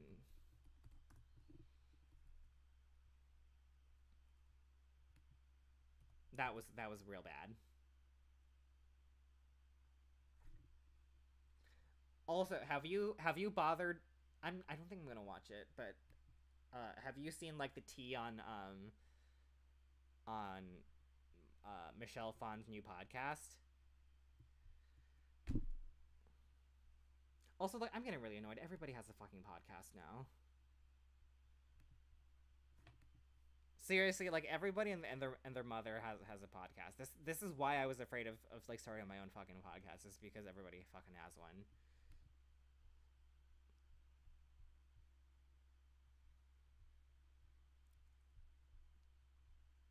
It's also more annoying when, like, people who, like, clearly don't need a podcast, or, like, are washed up celebrities don't need a podcast.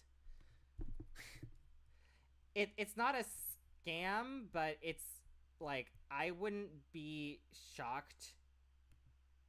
Honestly, like, I would bet my money that it's a little bit too spiritual for my liking, you know? Like, I am spiritual, but I'm like a very pragmatic spiritualist, you know?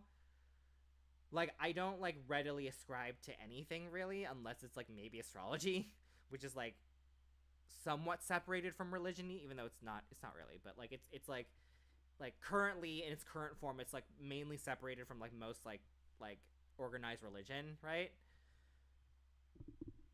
Yeah.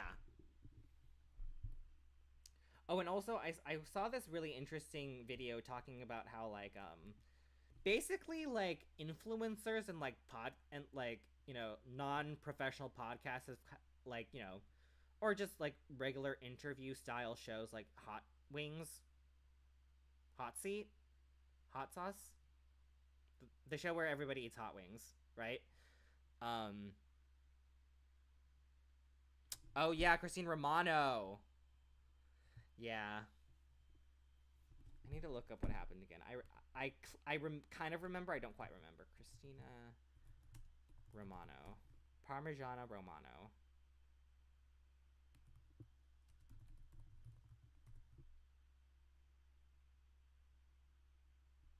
Oh, The Quiet on Set.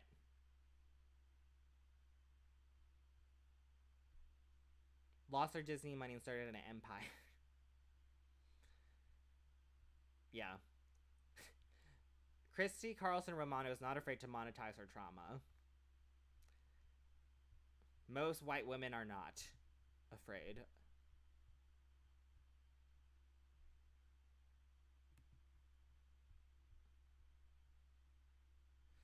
I mean, like, I don't think he's a bad person, but, like, I don't find him... I don't know if I find him, like, a compelling host. You know what I mean? Maybe that's what people like about him, but like, I would rather have someone like me that, like, is a little bit more animated naturally, like, not put on, but like someone that's just like a little bit more neurospicy looking and like more exciting. And he's like a very like, he's cute, but like he's like a very like side of the road type of dude that like just asks, like has a very like casual, everyday everyman type of vibe, and it's kind of boring to me, you know, like, yeah. So like, I feel like he's kind of the case of like, you know, he's not bad at it, like that would be worse, is to have a host that fucking sucks ass, like the Lachey's in Love Is Blind, who don't know how to host for shit. But like, it does kind of seem like the type of internet idea where it's like, I have a good idea, like I am not good with hosting, but like people like me because of my idea, because of the show that I'm on, but not because of my personality. But people tell themselves that they like me for my personality now that like I'm like on like a well-performing show.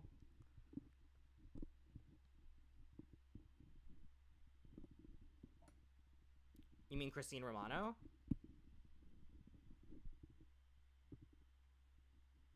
Yeah. Is it? I'm guessing you were talking about Christine Romano, right?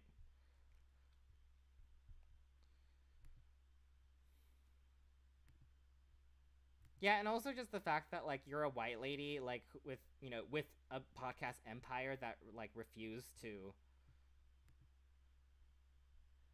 Oh, this is hilarious. So first I see a Vulture article from 2023. Oh, I see. Yeah, that's weird. Yeah, he seems like a chill dude, but I wouldn't be surprised if he kind of like thought that he was hot shit, even though he's not, right? Anyways, you're right, he did have Donald Duck.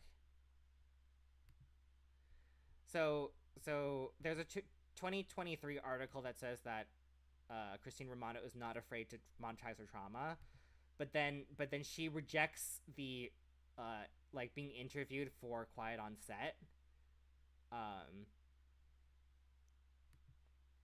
calling it calling it trauma tourism. And I'm like, ooh, this is a pot and kettle situation. Right?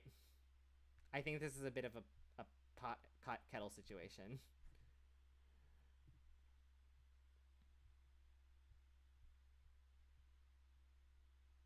See, like, there's a 2022 article from Elle saying, like, quoting her saying, "I'm a cautionary tale. Christy Carlson Romano on surviving teen fame and her foray into YouTube."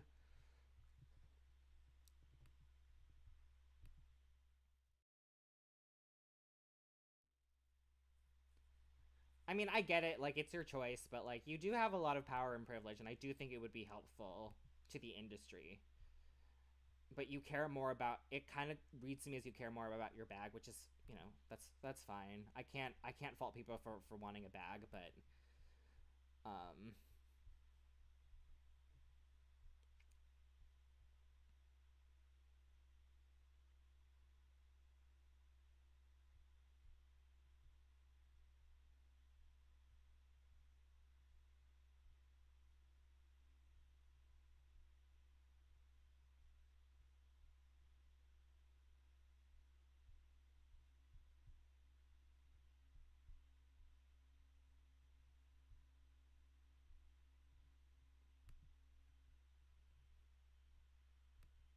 she does with her podcast empire. I don't think they will.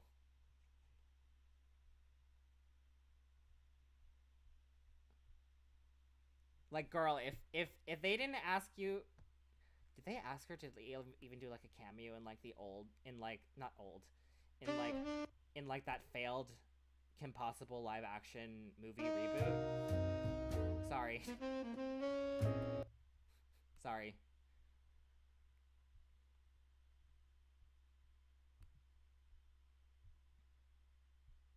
See, never trust these child actors that like are like, all up on the internet, right? Because like you could like people think that it's like, oh, this is cool. It's kind of like my cool auntie who's like internet literate, but I think a lot of the time it's like, oh, like they're like just trying to like chase what they had before, and they're trying to like monetize what they have like before it goes away. Oh, I see. Okay, she did. Okay. She thinks that that's a good sign.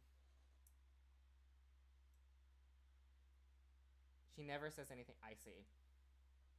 Interesting.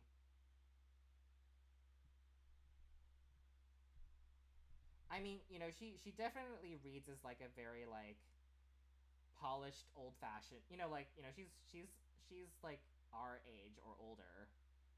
I don't know how old she is, but she's like probably like closer to our age, if not older, right? So she probably comes from, you know, like a very like old Hollywood, not old Hollywood as in like 1920s, but like, you know, traditional Hollywood, where it's like you never say anything bad about the studios because you don't want to like jeopardize your ability to make money.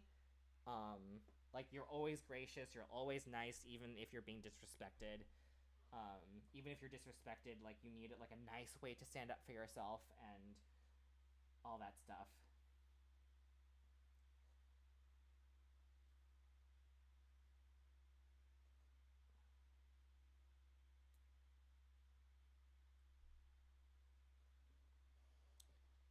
CRR.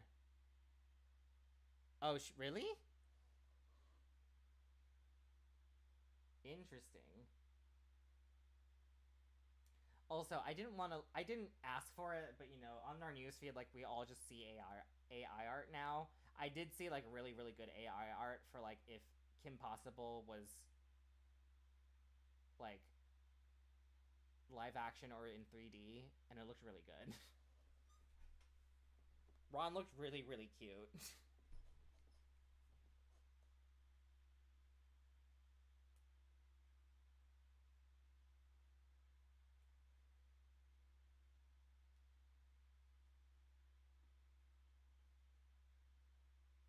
And he really was like a product of like his of like that to like early aughts, not was it early aughts, just like aughts generation, that 2000s generation of like surfer boy of like surfer boys in like cargo pants that would like add like Spanish isms to like their to like their daily speech, you know.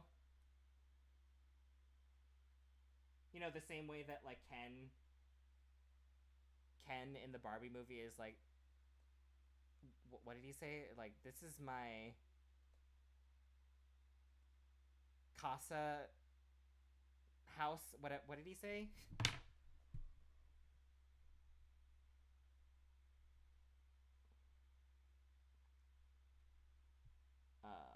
Ken casa Jojo Mojo. That's an extreme.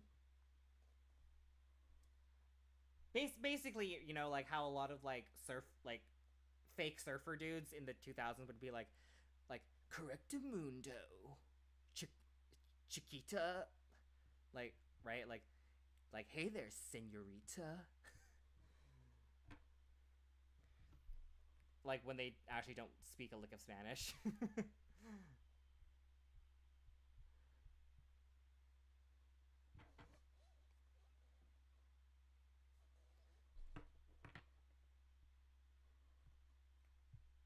Oh, what happened to the AC? I'm like moist, and I don't want to be moist like until like I'm actually like tabling. I'm tabling one more time at the 6269 night market in the OC. For my friend in. I should have had music on. I forgot. Um.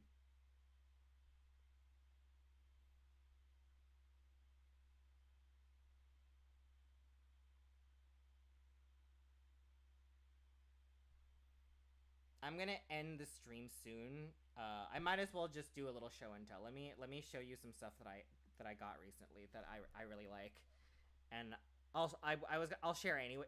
It's here. I'll share it. 1 second. Thank you for following Pegasus B. I really appreciate it. I'll be right back.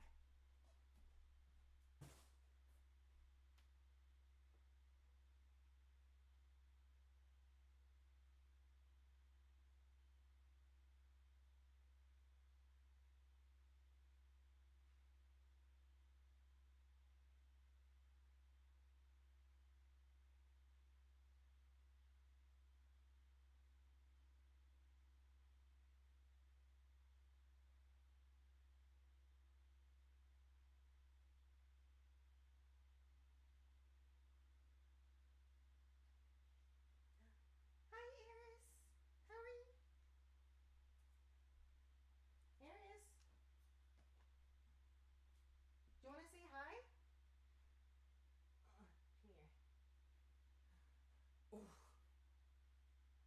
Oh, it's a baby. Oh, it's a baby. It's a baby. She hates me.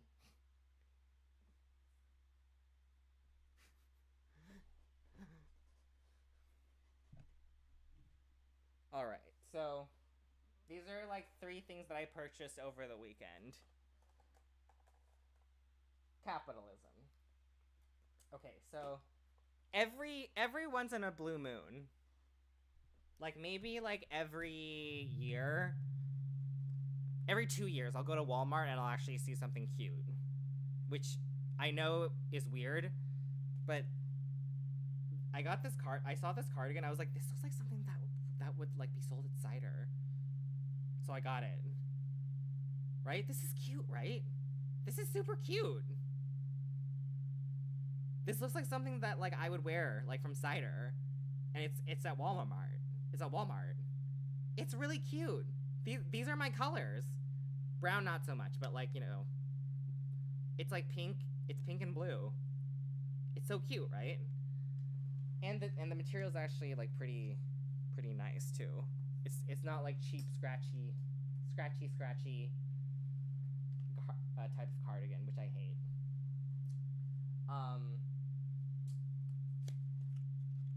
This is hopefully this is the most expensive palette that I will ever buy. Let's hope. I don't know. I'm kind of like coming down from like my obsession with like buying every single piece of makeup that I want, that I like see, or not every piece of makeup that I see. Every piece of makeup that like is recommended by like a YouTuber that I watch.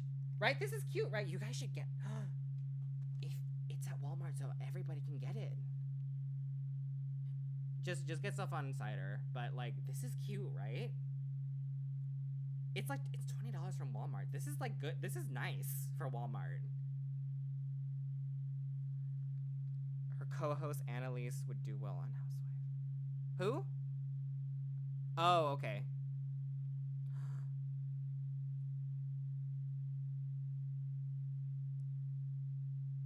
If both of them went on I feel like they would inject a lot of life into a housewife show. I don't think that she would ever do it. I don't think that she would ever do it, but like, cause you know, if you are on TV and you are now on Real Housewives, that probably just means that you've given up. But you know, get your money, make some drama. You know how TV works, so like why not play into that, right? But yeah, this is nice for Walmart, right? Like I am not you guys know me. I'm like we don't do Walmart for clothes. We don't do that. But especially clothes that we wear outside. But this is nice for Walmart. I was like this is at Walmart? This is nice. I've also gotten like a cute fanny pack, but I haven't used it a lot. Because I decided that it's too small and it's not practical in terms of just like how it can't carry anything. This is a beautiful holiday palette. It's the ambient light soft palette from Hourglass. It's not like a right. every couple thousand years, Walmart will snap in terms of clothes. It's not just like Dickies style clothing. It's not like Costco style clothing where everything is boring and it looks like it's for straight people. Who knew, right? Sometimes they have cute shit. Sometimes you have to look in the child section, which you know, you don't do often, or you have to order it online because you don't want to look like a creep. But like every once in a while, like, you know, maybe after like enough goats are sacrificed, Walmart will like pop off with like a cute thing to wear.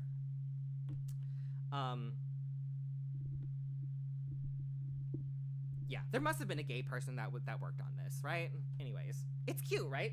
This like perfectly goes into my wardrobe.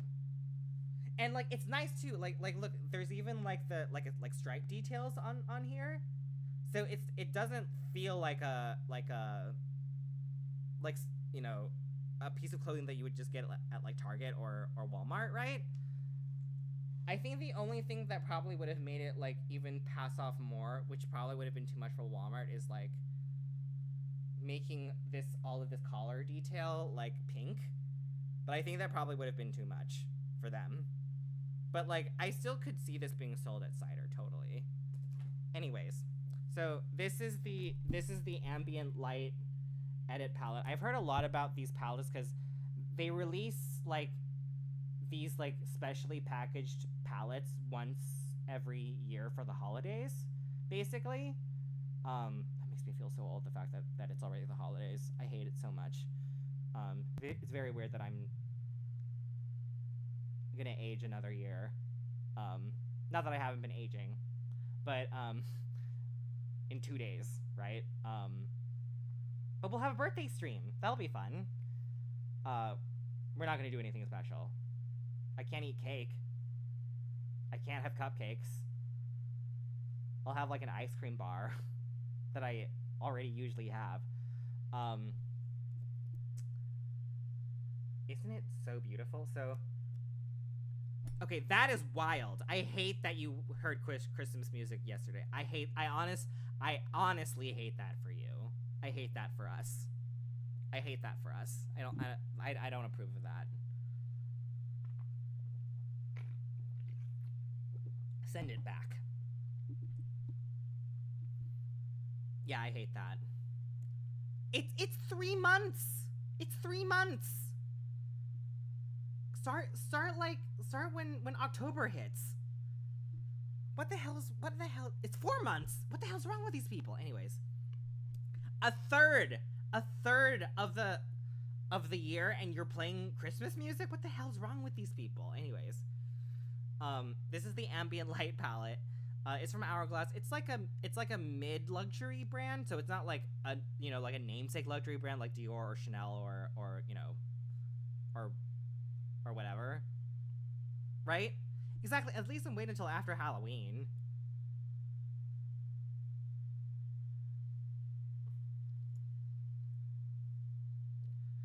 I know nothing about this stuff. Thank you, Stagger. I appreciate it. Yeah, so this is the ambient light palette. These are holiday releases. They have like 3 unique like pieces of art and 3 different like palettes. They all are supposedly look mostly the same. So I'm not planning on like being a collector, like a crazy collector, and like buying like every single type of case imaginable. I think I'll just stick with this and be happy with it. They have like a Lotus one too, but I think I got this one because it feels more luxe to me because it's like gold and stuff. And I'm like, if I'm spending like, so this was like, retail is $90, but I got 10% off from like an influencer code, $81, and like the powders that they have are very, very high quality. Like everybody raves about these palettes because it's pretty good value, because usually these singles, they're usually like $30, which is like fucking crazy.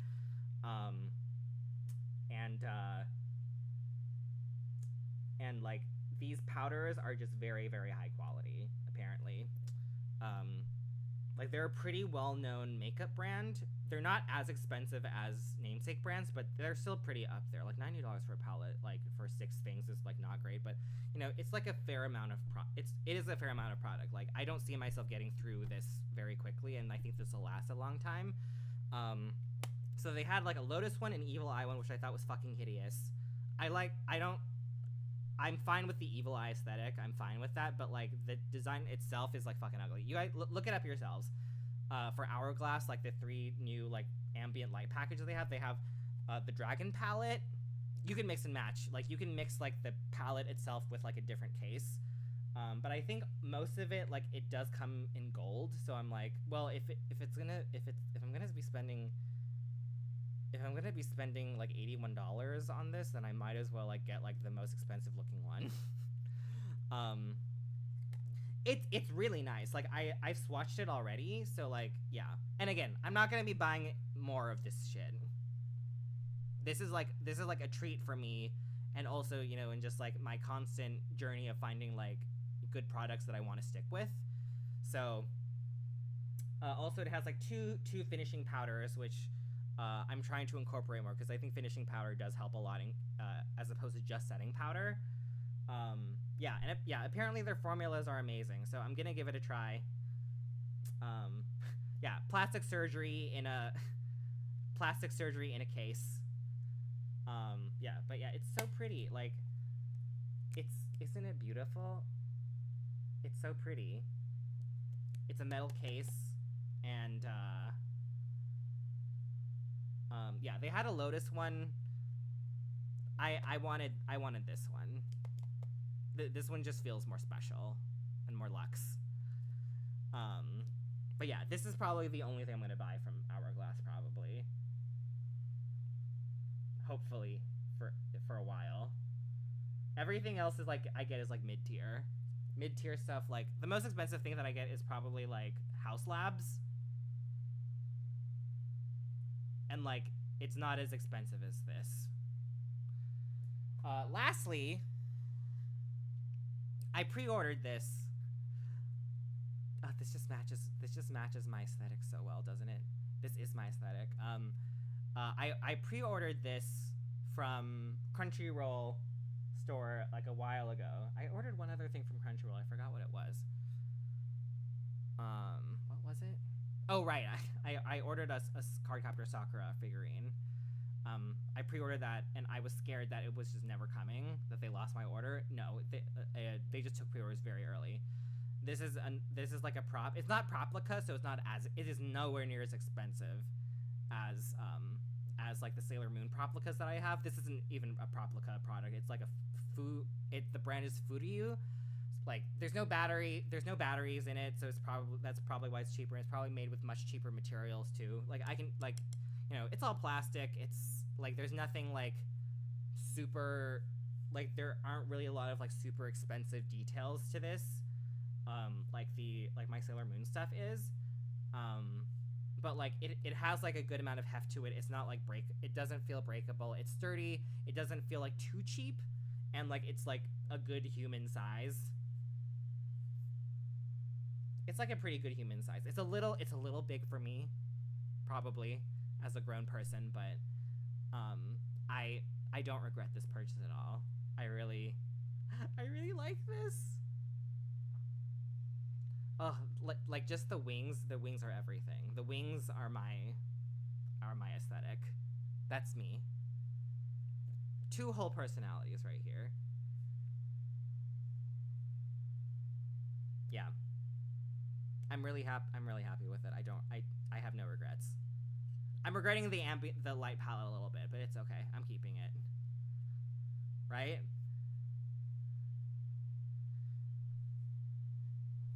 Let me do the pose.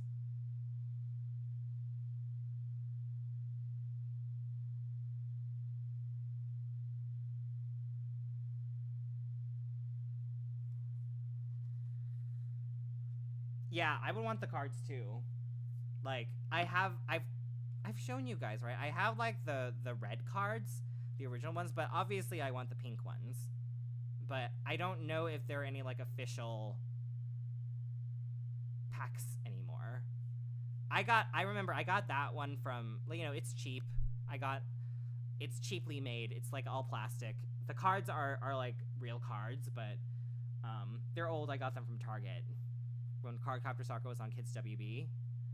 I want the pink cards, but I don't think there's anybody that has real one, that has, like, if the studio has actually released like real ones, because I don't want to get like fake ones from Etsy. I want like the real one. I want like officially approved Sakura cards. My sister also told me that a mobile game came out for Cardcaptor Sakura, right? So many songs.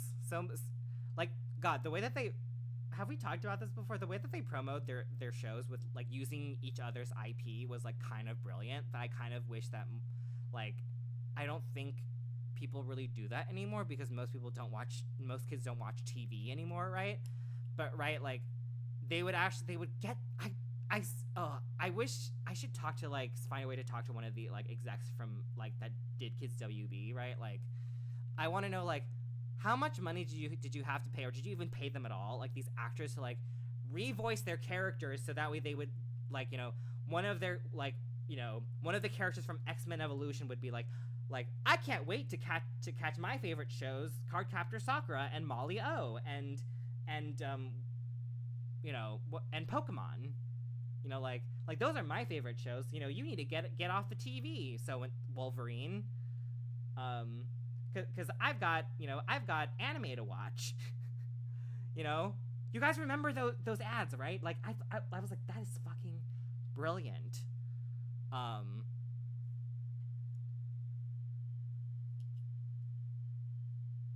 I have said this before, right? Like, I clearly remember Brock from Pokemon and Boom Boom from X-Men Evolution, and they're having a rap battle, and it's hosted by Shaggy from Scooby-Doo. That is awesome, right? That is such good marketing, and like, I don't know how they got the actors and all the IP owners to agree to it. But yeah, like, you know, Shaggy was like, you know, next up it's Brock and Boom Boom, and then Boom Boom's like, yo, this morning I woke up to see my favorite show on Kids WB about mystical monsters and some great heroes, and you better be watching if you fear those. I can't believe, I still remember it. I can't believe it. And then Brock is like, and when it's time to duel, I'm gonna make you into a fool. I'm the master like you see, cause I got all his strategy. Keep W Bissell in the house. Oh God, that hurt me so much to say, but that's what the rap was. That's what the rap battle was. Can you imagine if this was just a fever dream and I actually made all of that up? No, I would bet money that actually happened. I did not just make that up. I don't know how to write raps. I did not make shit like that up. I'm sure it was easier, but yeah. They should bring that back. Maybe they still have it a little bit for Cartoon Network and Adult Swim, maybe? No, they don't. They don't do that. Imagine like having to go through like all Japanese studios to get approval for them to interact with each other. No, nobody would let that happen. No, like it would take like 10 years for that to happen, to get all the signatures and approvals, if any would agree to it. Kids W Bissell in the house. Oh God. Ugh. Giving Eminem vibes. All right. Yeah, I gotta go too, so I will see y'all later. Thanks so much for joining me. I appreciate y'all. I don't think I'm gonna to rate anyone today, but I'll see you guys on Tuesday. Monday, I don't think it's gonna happen. But thanks, guys.